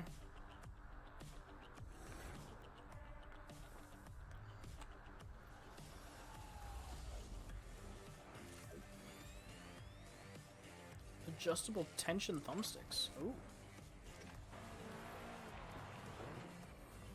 Okay. I just have a basic controller, so... Oh.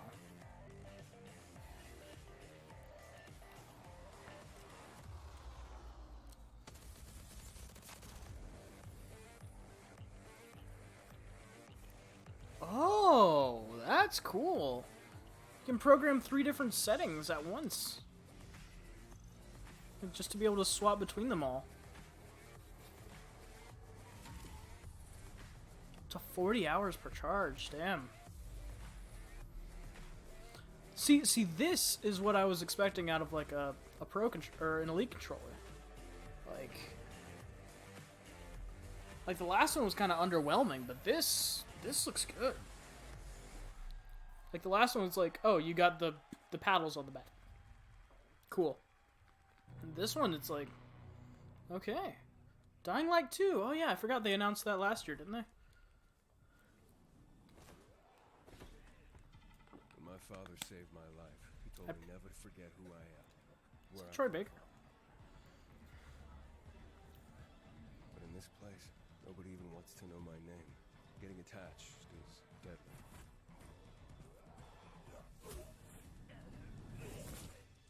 I played a bit of the original Dying Light. I might be gone. Actually, I played a lot of the original Dying Light. But didn't quite finish it. The virus tore society apart, but I won't let it turn me into an animal. Yeah, I'm pretty sure that's Troy Baker. But is it using his character model? Staying alive became the essence Or of all using his existence. likeness for the character Life model. must be more than just survival.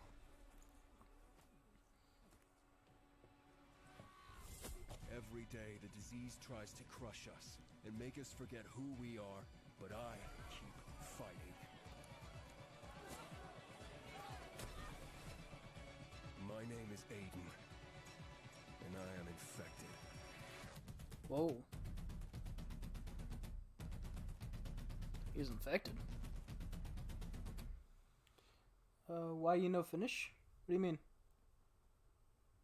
Oh, why didn't I finish Dying Light? I don't know. I was playing it with friends, and then like I don't know. It seemed like every game at the time was like a resistance thing, and you got to go out and do missions for the resistance. And I just got really bored. Forza. I'm not a Forza guy, but oh, are they doing the thing that they did? Was it last year or 2 years ago where they unveiled the car?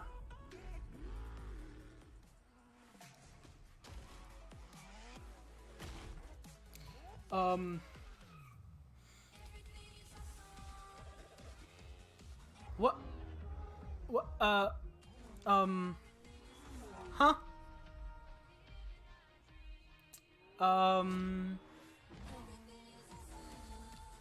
Lego cars? And a Lego track? Okay, cool. Yeah, I remember I went back to Dying Light once to on that April Fool's that they gave everyone superpowers. That was fun.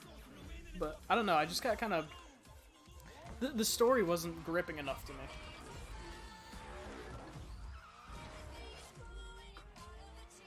Although the Dying Light 2 looks like they're ramping up the story aspect a lot more, so I might be into that.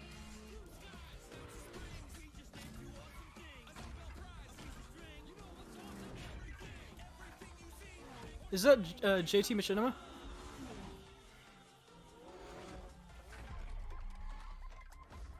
Huh. Yeah, Lego Speed Champions expansion. Alright, cool. Please welcome Ralph Fulton. It's something different. That's really interesting. Oh, the car is Lego. That's why they had the car out. It's literally just a big Lego McLaren. With about 500,000 of Lego's legendary bricks, you get this incredible life-size Lego Speed Champions McLaren Senna. Wow. Combine the beauty That's actually pretty cool. of Horizon with the playful fun of Lego, you get the Forza Horizon 4 Lego Speed Champions expansion. You will drive this Senna and more Lego Speed Champions cars in an entirely new world, packed with inventive new challenges, new areas to explore, and loads of bricks to smash. The Forza Horizon 4 Lego Speed Champions expansion launches this week. I'll see you there. Cool. Short, sweet, to the point. I think they realized that the Forza thing that they did last year was probably one of their more skipped over parts of the VODs.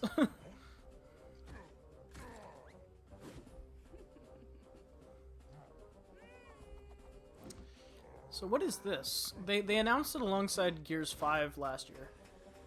But it's a Funko Gears thing.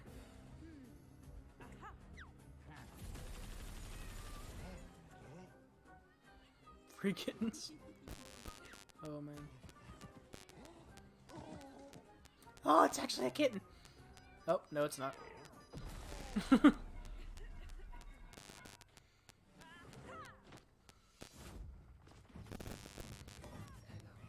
Okay, so that's how this is gonna work. It's kind of like a... what's it called? Like Clash Royale. What's it called? I think that's what it's called. I'm not sure. State of Decay 2 Heartland. Never played State of Decay 2. Almost did, but then the people I was going to play it with ended up being part of a lot of drama. So then I ended up not getting the game. My mission. Find the father I never knew. My mission. Find a hero I've never met. He hasn't radioed in days. I know that He voice. hasn't been seen since the outbreak. The last time I heard his voice. The last place he was seen was in Trumbull Valley. I know that character. Not the character, but I know the actor. I've only heard whispers. I cannot place it though. I've only heard legend. Of unseen horrors. Here, we are the many. Here, we can become stronger. For so long, I was just surviving. Now people are counting on me. Where have I seen that guy before? My story could end. This is where my story could begin. I thought we had seen everything. Oh, that's cool. Seen nothing yet.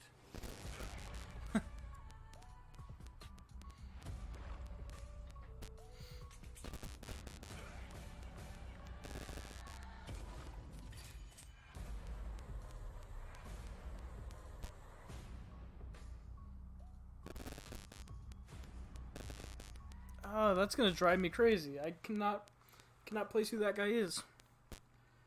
World premiere.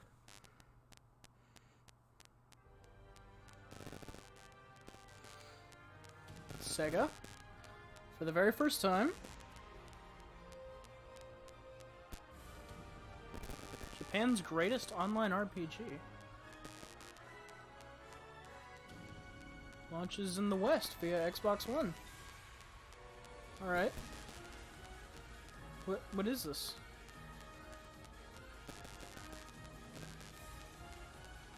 It looks cool.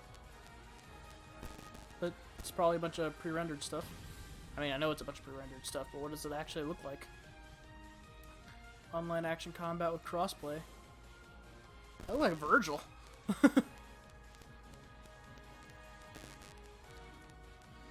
Crossplay. This is one of the first games actually advertising, like full-on advertising crossplay.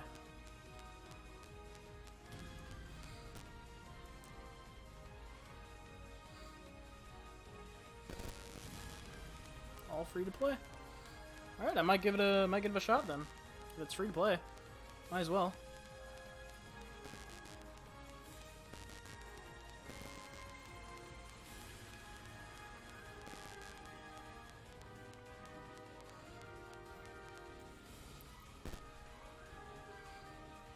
What's it called? I may have heard the name, but I don't know.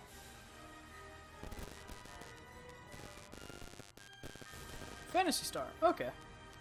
Yeah, I've heard about it, but I mean, it was only in Japan, so of course I've never played it yet. Most of you who have played Phantasy Star know that this game has influenced many of the most popular games today. So with great delight, we welcome Sega back to our stage and Phantasy Star back on Xbox. Ooh. Awesome. As we Yeah, I might try that. Our goal on Team Xbox is to bring you the world's best games. Meeting with developers, playing their games, and Developers. These are the best parts of my job.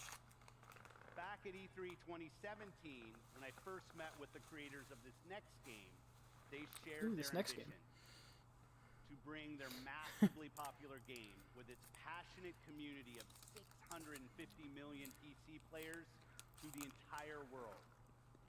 I'm happy to announce our partnership with the legendary team at Smilegate. Their approach to game design demonstrates sheer creative boldness. Next year, you'll discover the newest entry in this landmark franchise. On console, for the very first time, only on Xbox. This is Crossfire X. Crossfire! Premiere. Is it actually Crossfire, or is it... or is it its own thing? Yeah, no, I don't think this is... Yeah, no, this is not Crossfire!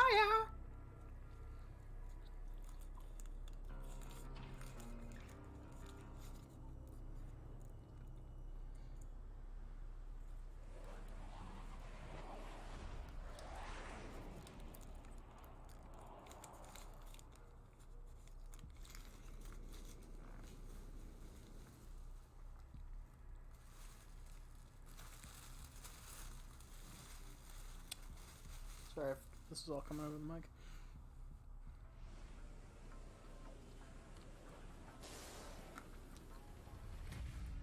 Whoa. Okay then.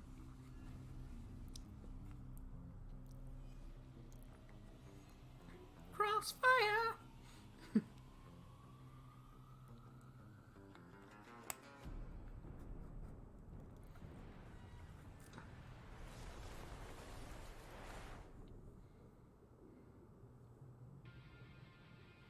Still here, just in and out. No problem, man.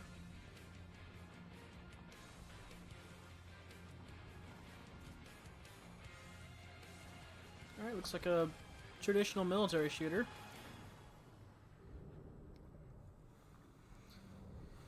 But what makes your game special?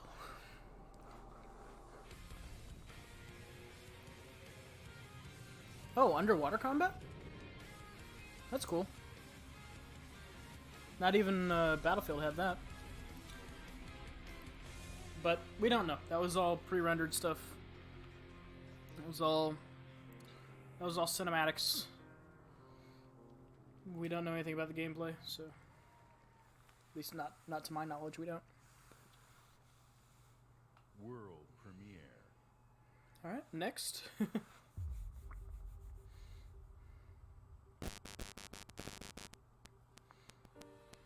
Bandai Namco. Is this Monster Hunter? Something with Monster Hunter, or is this? Because that's a very Monster Hunter font. We knew his truth was a lie.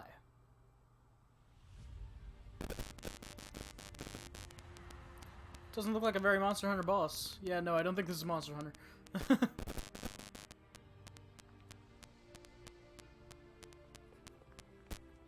Yeah, this is definitely not Monster Hunter. Break free. I don't know what this is.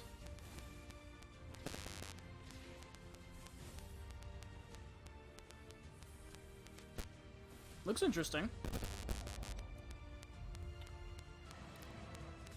I'm not usually a big JRPG person, but I mean, I've been playing Final Fantasy VII.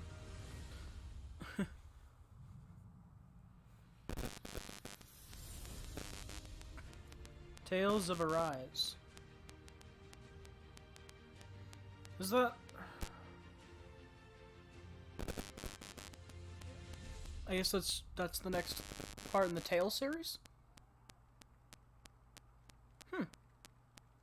Alright. Looks good. Bandai Namco is pretty decent at games. Yeah, I guess I would have seen Capcom alongside Bandai Namco if... Oh, here we go.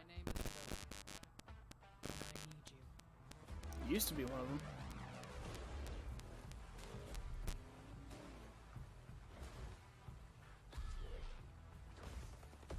More Borderlands 3, which,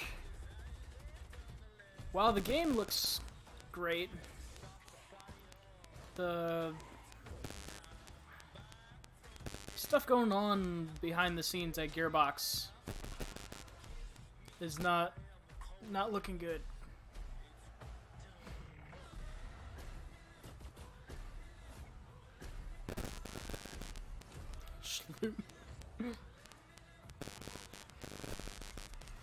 Oh my. And that's a different voice actor for Claptrap, because the original voice actor had some problems with Randy Pitchford. Which, at this point, who doesn't have problems with Randy Pitchford? But 10 billion followers demand we join or die. We've got another proposal for them.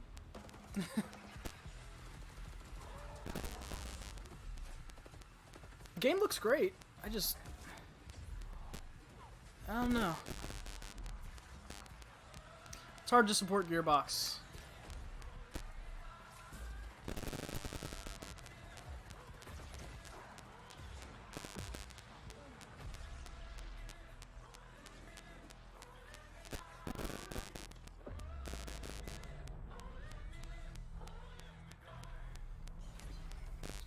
Yeah, we're hearing a lot of bad things coming out of Gearbox and Rockstar. Oh God, Rockstar. But wait, there's more. Oh, the Hamsom collection. There's even more. Okay. Commander Lilith and fight for the Sanctuary? Setting the stage for Borderlands 3. Okay. I guess that's like a mini game. Get it free with the Handsome collection. World premiere. I don't know if it said what it was. I didn't see it.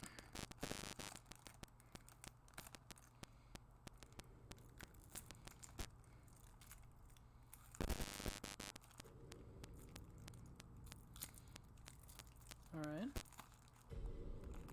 Miyazaki. Oh no, wait, that's not the. Oh, George R. Martin. Is this the FromSoft game?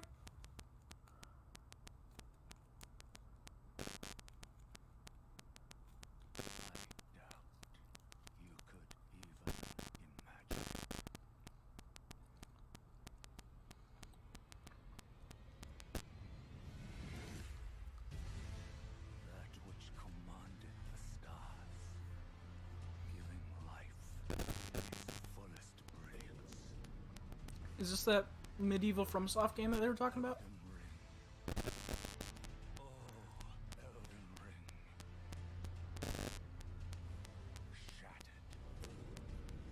Or Celtic? Or something. Don't tell me you don't see it. Look up at the sky. It burns.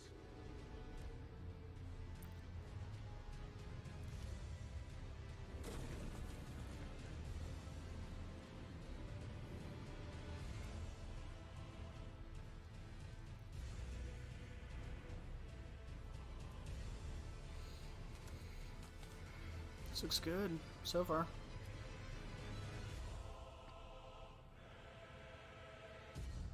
Elden Ring. Xbox One and Windows PC.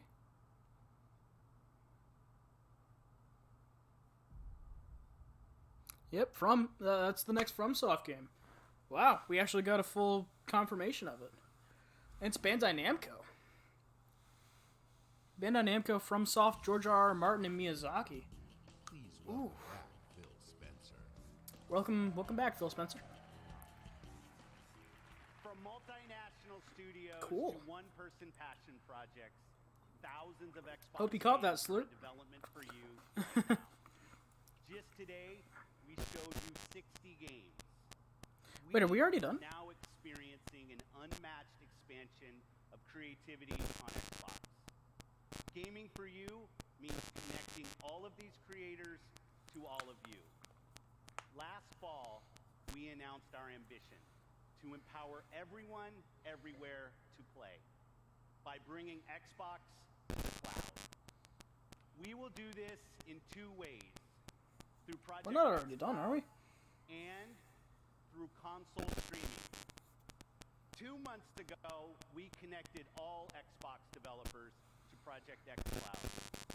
Today, we invite those of you here at E3 for our first public hands-on of Project X Cloud. All right, cool. saying cloud streaming's or cloud gaming is the future. Right So. here at the show. And you'll have Oh two my ways God, to jeez. stream. There's a new platform feature. Sorry. Console streaming. It turns your Xbox One into your own personal and free xCloud server.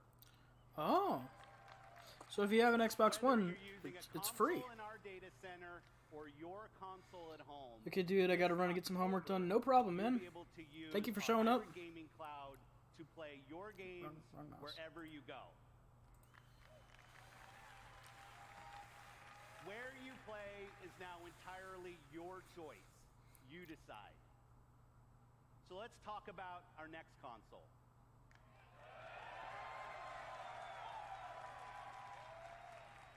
For us, the console is vital and central to our experience. We heard you. A console should be designed and built and optimized for one thing and one thing only. Gaming. Gaming. Yeah. So the same team good, that created the world's most powerful console, Xbox One X, and innovated its groundbreaking processor and because they focused way too much on like the other stuff than the actual gaming for the Xbox One. Today's Xbox One consoles.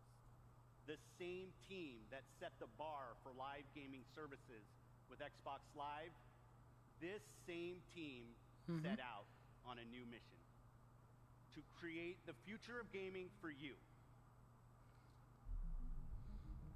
Are we gonna get a? Talk about the future of gaming. It's not Are, just PC. are we gonna get a console It's not reveal? Just console. It's not just mobile. It's really all of the above. Xbox is all about choice. We're investing in technology all throughout the game stack. The games you want with the people you want on the devices that you want. And for us, that starts with our On the next devices generation that you console. want?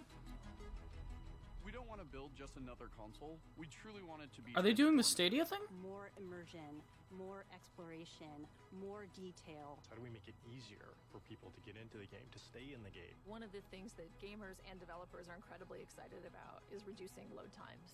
I'm an RPG gamer, and so like loading screens are a thing. Sitting there in the fake elevator because you know that the game's loading in the background. That's just an elevator ride forever. That's our goal with gaming, is that you don't have those pauses. This generation is going to be a bigger leap than any generation we've done before. All right. So kind of like doing, they're trying to compete with the PS5, which PS5 looks impressive. And Navi technology from our partners at AMD. From a pure processing perspective, this is 4 times more powerful than the Xbox One X. We're leveraging high bandwidth 4 times more powerful than the One to ensure X. that we're getting the best performance possible. It's going to usher in resolution and frame rates that we've never seen before. Like, never seen before. We're looking at frame rates up to 120 frames per second. 8K capability. Variable refresh rate. Next gen ray tracing. It's real time because it's hardware accelerated for the first time ever. What I'm personally most excited about is the SSD. We've created a new generation Looks good. of SSDs. We're actually using the SSD as virtual RAM. Well, from what they're saying, 40 times performance increase. if they deliver on this is going to be insane. The combination of the SoC and the solid-state drive are really what gives you a totally new experience. Now we can take all of that power and apply it back into the scene, so we can actually generate more life in that world and bring it to the gamer in a seamless way, so that then you're fully experiencing what the game. I wonder if this is going to be what they end the conference with. Screens to load, that speed, that performance is what the next generation is about. This is the most immersive console experience ever. What we really want to do is give developers the power to build the game they've always envisioned. We have hundreds of people across both our first-party studios as well as our third-party studios working on those next-generation experiences today. There's an amazing commitment to content at Xbox Game Studios. There's 13 studios, 7 in the last year. That's a big family. At 343, for us it's always about more seamless worlds with the next generation. We can bring the world to life in a way we've never experienced Halo. I wonder if we're going to get We're delivering 4 generations of content better than you've ever seen them before. Wonder if after this, like, what's gonna be the hook? Pass members with the faster load Very time, end. you're gonna be able to experience all the games. Last year it clicking, was just snapping your Cyberpunk. We're giving gamers the option Maybe we'll to see connect more Halo. across devices and across platforms in a way that we never were able to Or is this before. gonna be what they This end it isn't with? just a console launch. This is about the future of gaming. Your games, your achievements, your progression, your accessories, your console TT? gaming experience with Xbox, it all comes forward with Scarlet. Scarlet. Project Scarlet. Holiday 2020. It eats monsters for breakfast. Okay. This is Project Scarlet, the most powerful and highest performing console we've ever designed. Built for creators to unleash their boldest creative visions and optimized for players to enjoy the ultimate gaming experience on a console anywhere. All right. Immersive experiences begin at the very heart of the console, at the silicon level itself. Together with our partners at AMD, we have co-engineered and custom designed a state-of-the-art processor That looks for good. Project Scarlet. Like from what we've seen so far. Power you could see defined previous generations. Power and performance you can see and feel defines Project Scarlet. When we talk about freedom to play, when we talk about Xbox in the cloud, when we talk about streaming your games, Project Scarlet and all of its power and all of its performance is the foundation of our future in console and the formation of our future in cloud. We launched Xbox 18 years ago with a game reviewers called the definitive reason to own an Xbox. They are. Well, because They are. was and is worth saving. They're ending it with Halo. We will launch Project Scarlet with Halo. They're launching. We just got a release for Halo 5. Or not Halo 5, Halo 6. And this is the reveal trailer or release date trailer.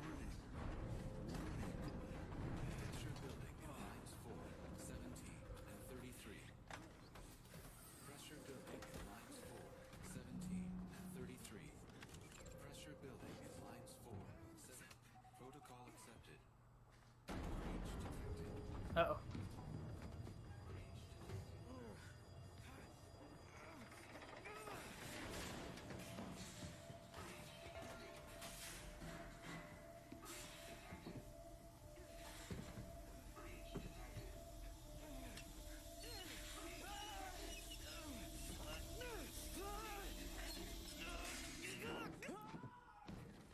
Oof.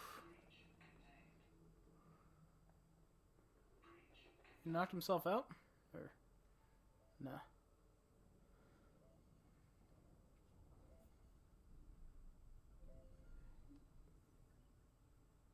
Daddy's listening. Can you say hi?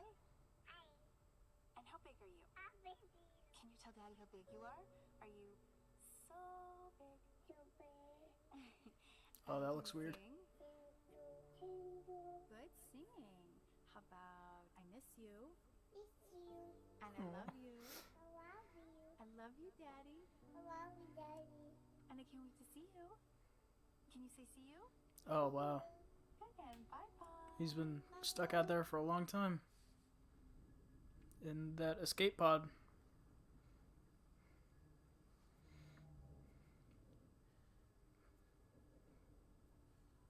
Unless he's in a pelican.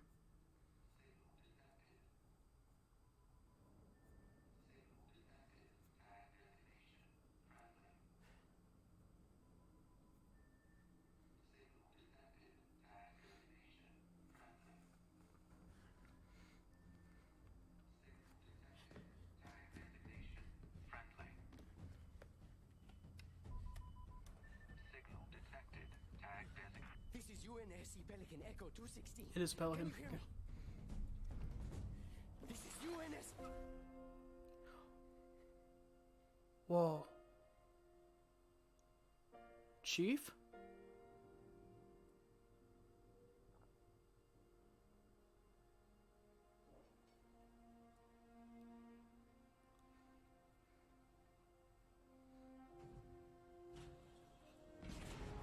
Yeah, that's 117. That's Chief.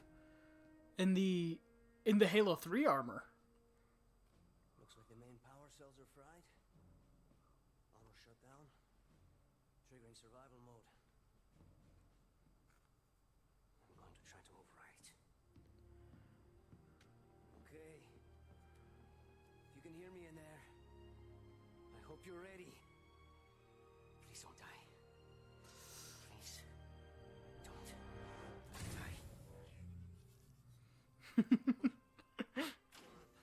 Welcome back, Chief.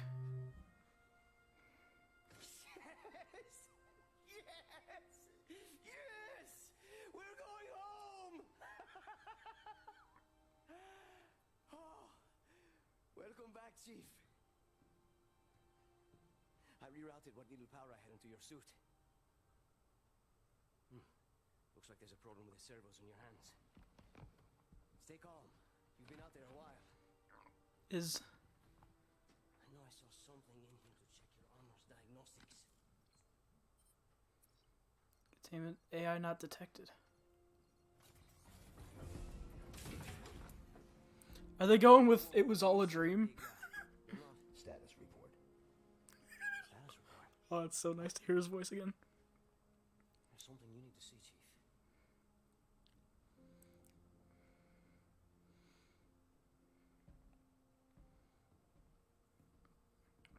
Like, how are they explaining this? We lost. Lost everything. There's nothing left for us here. I don't think over here is. Ooh. No. Not then. Not again. We need to run. No. Fight. Get ready. Oh yeah.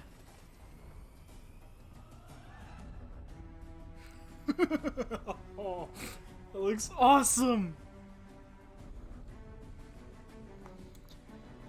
Oh. Hmm?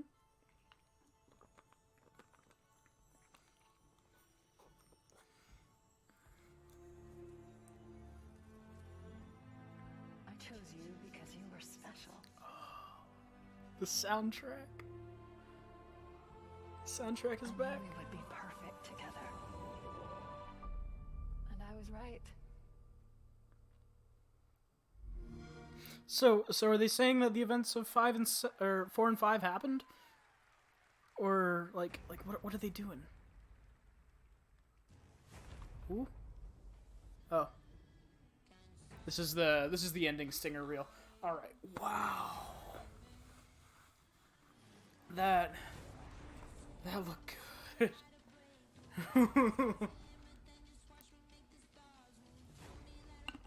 Okay, yeah. So we actually didn't see Sea of Thieves. But yeah, we saw some more Fallen Order. We saw Ori 2. We saw the whatever that is. Bleeding Edge. Battletoads. We saw Cyberpunk. Oh, it all looks so good.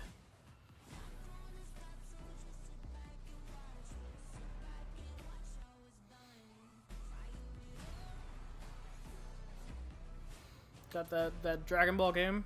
Dragon Ball action RPG. Got the Lego game.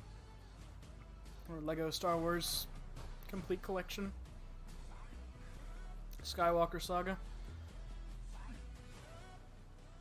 Yeah, the whole thing with Gears 5. That flight simulator, that looks good. And then, oh, that Halo. Oh, the Halo looks so good.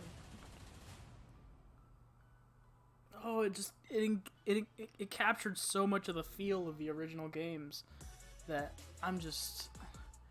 Alright, yeah, that's that for right now. Let's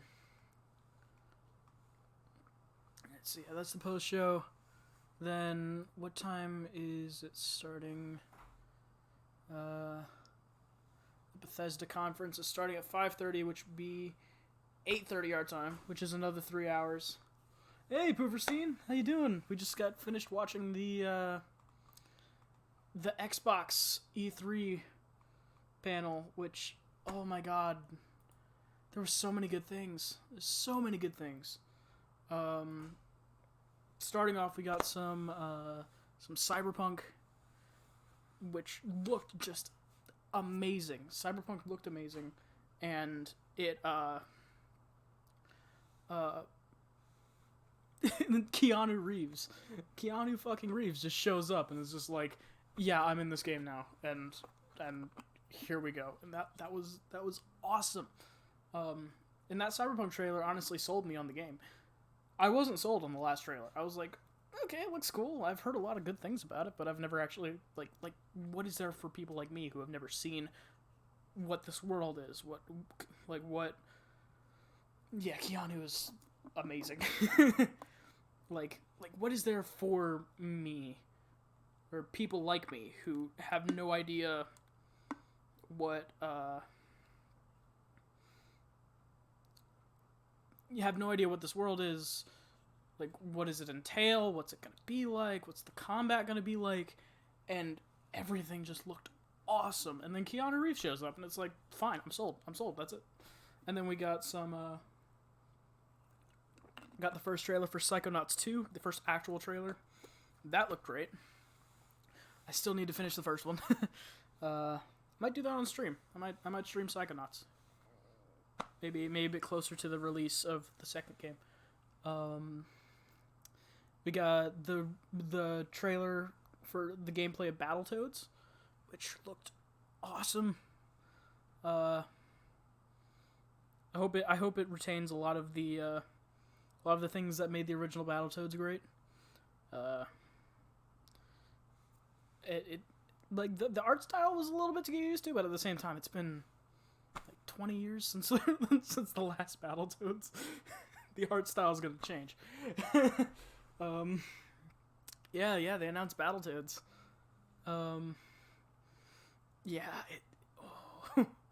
That Halo trailer at the end. Oh my god, that looks incredible.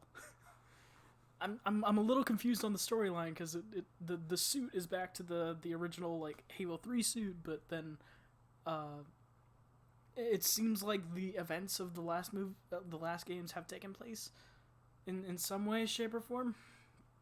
I don't know. That's gonna be interesting to see. Project Scarlet, the new system.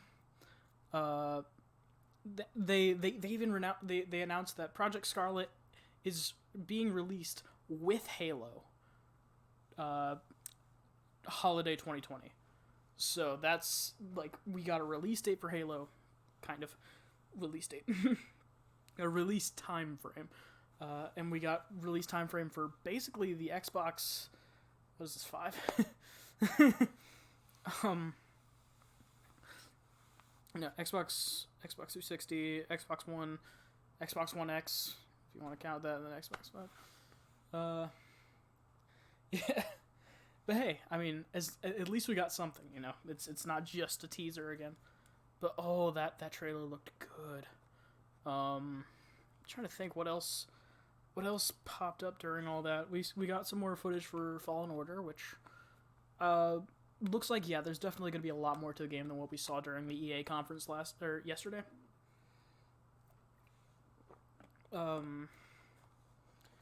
Oh, this is just... It did not seem like they announced 60 games, but then I guess the indie thing kind of released a bunch of them. I wonder when they're going to make a console that's online only, no more physical games. Well, they're saying that people with an Xbox One, they're now testing out a service where basically for free, if you have an Xbox One, you can use their xCloud service. That's going into beta. I believe they said today, but or soon. But that's going to be interesting. The biggest like merchandising promotional thing that they did that I thought was massive that Xbox Plus Ultimate. Holy shit, that's a deal. Cause like, for a monthly fee, Xbox Gold is like $10. Game Pass is like 15 to 20, and then they're adding in another service of the Game Pass for PC, which is also pretty cool. Because then they said that they're releasing Master Chief Collection with Halo Reach on PC. So it's the first time Halo's been on PC since like the original. If our world little by little is becoming virtual, our lives will be online. Basically, we're getting to that point. But like, okay, so all of that together, that like 2 Xbox Game Passes and an Xbox Live Gold will be around like $40 to $50. They're releasing all 3 in a bundle called Xbox Game Pass Ultimate for $15 a month. For the price of normal Game Pass, they're releasing Game Pass, Xbox Gold, and Game Pass for PC at $15 a month. And if you get it today, it's $1 for the first month. So it's like, that is a hell of a deal. Like, that almost seems like a bad business decision, but wow. I guess they're at the point where they don't really need all that extra. They can just start giving people shit. That's insane. And then the games that they announced were coming to Game Pass. Arkham Knight, Metro Exodus. What were the other 2? The other 2 were the ones I was excited for, and they're the ones I forgot. I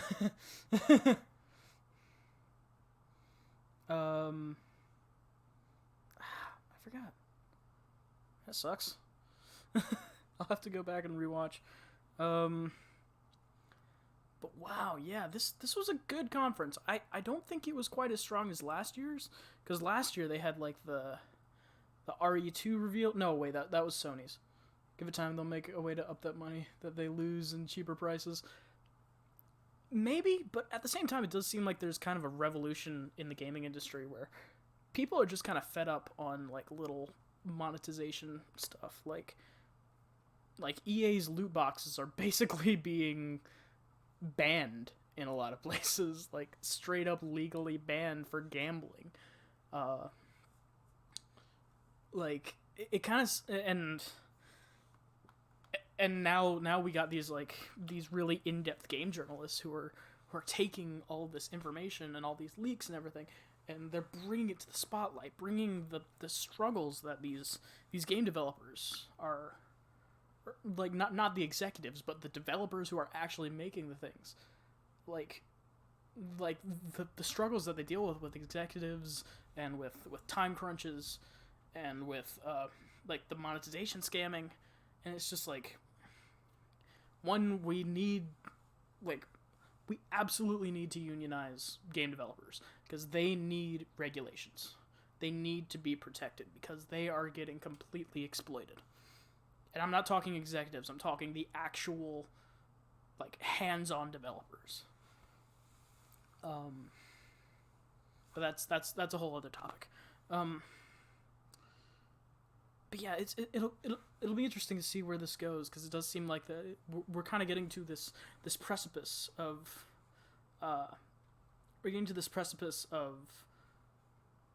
like we're at the point where the straw is about to break the camel's back. There's only so much bullshit we can take before, we have to do something about it. Saw Boogie2988's rant on monetization, and you're right, yeah, Boogie's been reporting really well on it. Angry Joe, I normally don't like Angry Joe too much, but I've been agreeing with him on a lot of these stuff. Jim Sterling is great resource as well for stuff like this. There's a few actual journalists that are actually they're actually bringing this stuff to light, and it's been really beneficial, I think. But yeah, so the fact that they're doing it that low of a price, I'm just it floors me, because I'm like wow, it seems like you'll be losing money from that, but at the same time, you know, who knows, maybe there's a catch hidden somewhere in there. But yeah, it, like, this seems to be going, like, in a really decent direction. Just games in general. I don't think I saw a single, like cash grab game going on here. Nothing seemed like it was just, like, a demographic game. Like last year they had the Black Ops 4, they had the Forza, like, actual big Forza thing, where it just seemed like they were just kind of... It didn't seem like there was much passion behind it. Now we get this Forza crossed with Legos, which is awesome. like that was a weird expansion, but, like, Lego cars and Lego tracks, and it feels creative. It feels like there's emphasis put behind it, and it was funny. They opened up, they had the silhouette of the car, and it was like, are they just gonna reveal another car like they did before? And everyone made fun of them because they were like, this is a game show, not a car show. What are you doing? But no, it was a fully Lego McLaren, life size, that they had made, which was awesome.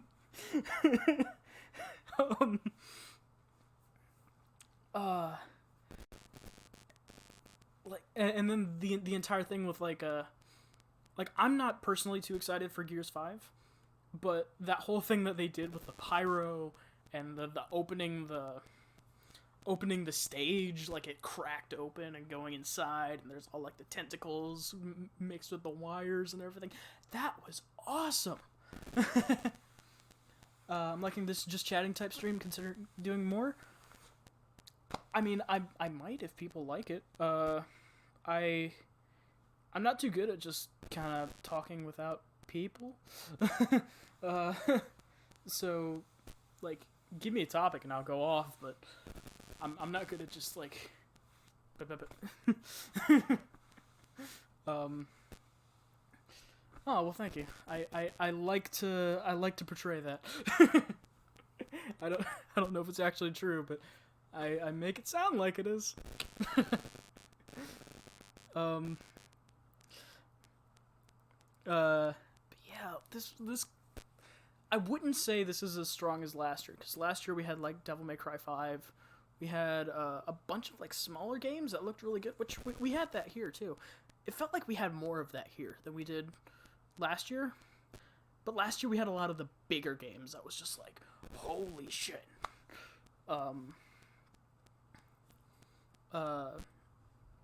We had a couple of those here. Yeah, RE2, MK11. Well, MK11 was the Game Awards. RE2, I believe, was Sony's conference, which Sony doesn't have a conference, actually. You know what? Let's look at... let me pop this up real quick. I'm gonna look at the... let's look at the calendar, the schedule here. Let's see. Let's see. We did the Microsoft one. We're doing the Bethesda one tonight. Starting at 8:15. Okay. Oh no, that's pre-show time.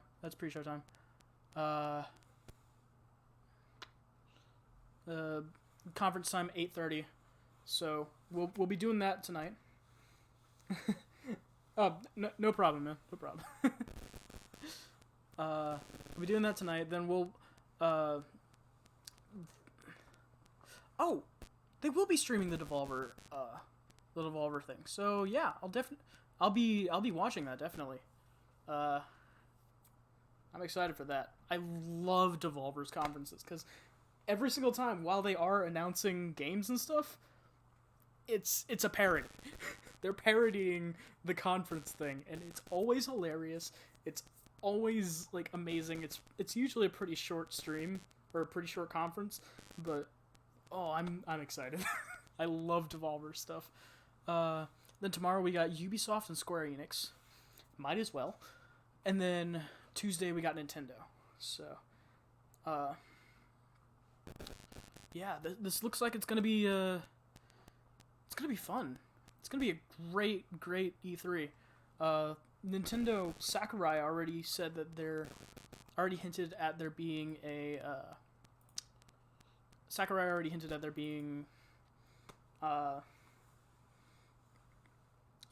DLC potentially announced for Smash Ultimate, which I don't have a Switch, but I've been keeping up with Smash Ultimate. I watch a lot of people who play Smash Ultimate. So I love the Smash games. I have not had the money to get a Switch.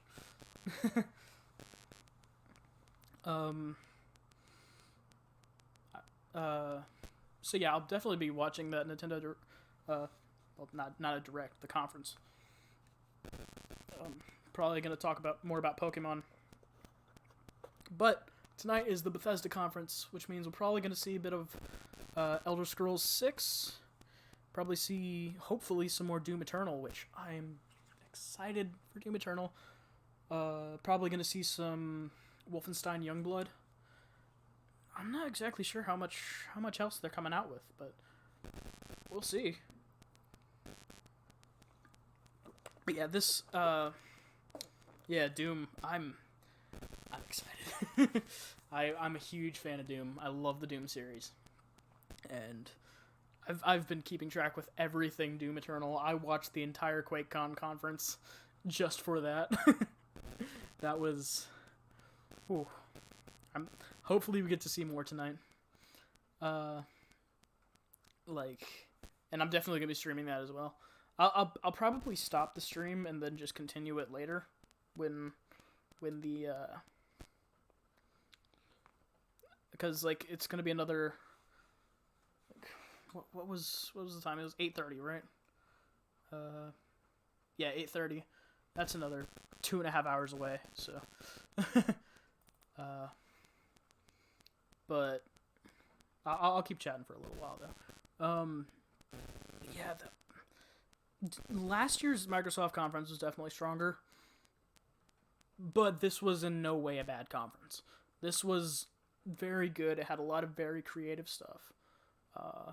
A lot of really cool looks into games that I wasn't interested in before, and now I am. Like, Dying Light 2. I wasn't too interested in that, because, I'd played the first Dying Light. I didn't quite get a whole lot out of it. But I was really, really interested, starting with that, and then this trailer. Sounds like Troy Baker's the main character as Aiden, and said he's infected. So it's that's interesting. It looks like they're really going full into the Revolution faction kind of storyline, and doing it a bit differently than the last game did, which that was honestly the thing that pulled me out of the last game. They're running around doing different missions and stuff. This actually looks like it's jumping in with both feet. And it looks pretty good so far.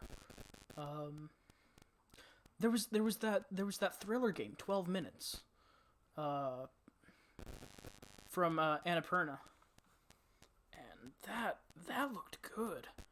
It's a dude trapped in a time loop, trying to protect him and his wife, and then there's a home intruder, but then he keeps going through the time loop, and it looks good. It looks like a good thriller. I was getting there was a lot of suspense just building up watching the trailer. And it looked like that was all gameplay, so that'll be interesting. The Blair Witch game. They're straight up having a Blair Witch licensed game that looks like Outlast, basically. And that looks good. What we saw of that looks really good. I hope that I really hope that comes to what's the word? Like, I hope that delivers, because the concept looks really good. The premise looks good. The gameplay, what we saw, I think that was gameplay, looks really good. I just really hope it delivers, because like it was a good movie. It basically revolutionized the horror genre for the time, and I'm really hoping that, you know, they have a decent budget behind this. They have a decent like a decent team behind it. I'm really hoping that does well, because I think that'll be really cool. Was it Ninja Theory that was talking about the... Yeah, I think it was Ninja Theory that was talking about Bleeding Edge, which looks like a 4v4 character action game, which, you know, everyone immediately goes to Overwatch. But then watching the gameplay, it was like imagine playing DMC 4v4. Like running around hacking and slashing enemy combatants, which is a really cool concept. Like,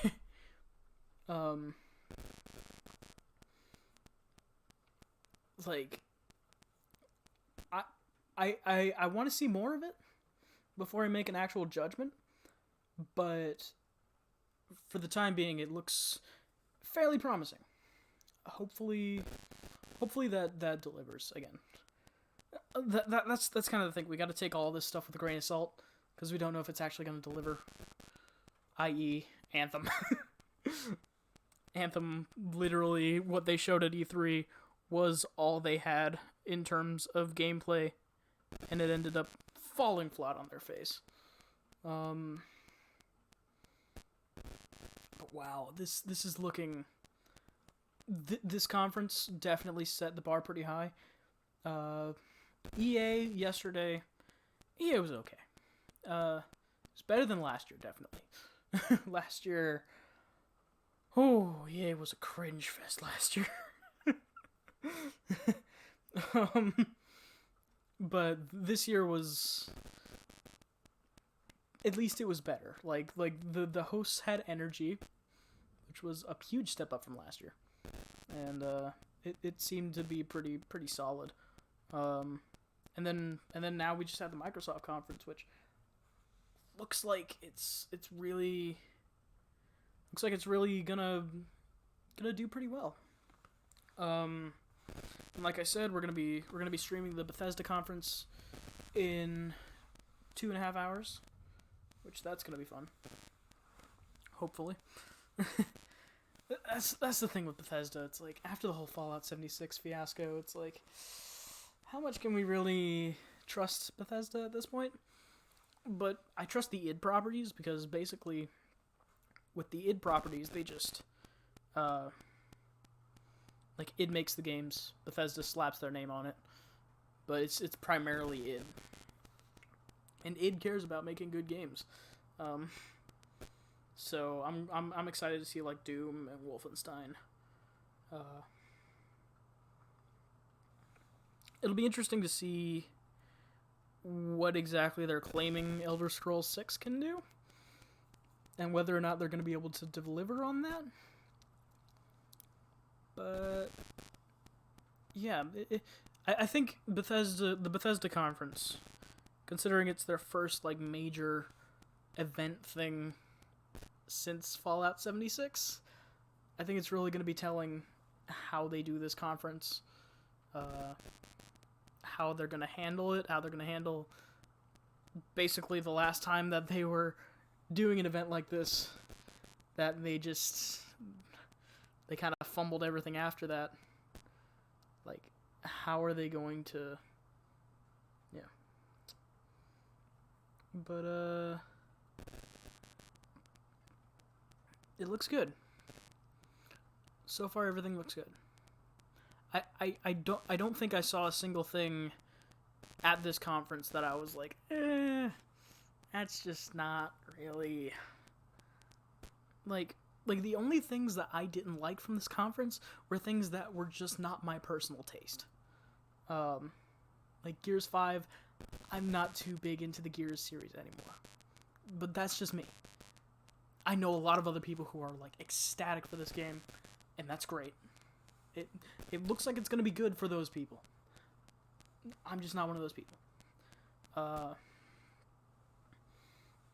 Like, nothing seemed like it was bad here. It's just, some things just were not in my personal taste. Yeah, I don't... I think the only thing that I actually, like, went at was when they were showing some gameplay for the Outer Worlds. And, it showed one of the guys talking, and it looked like it was straight out of Fallout New Vegas, and not in the good way. Like, the graphics were straight up Fallout New Vegas. It's like, that's an over 10-year-old game. Like, just the guy just, like, looking, and then suddenly talking, and then, like, Bethesda themselves did that better in Fallout 4. Like, that was like the only thing where I was like, okay, that's supposed to be a new game coming out this year. Why did those graphics look like it was like 5 years ago?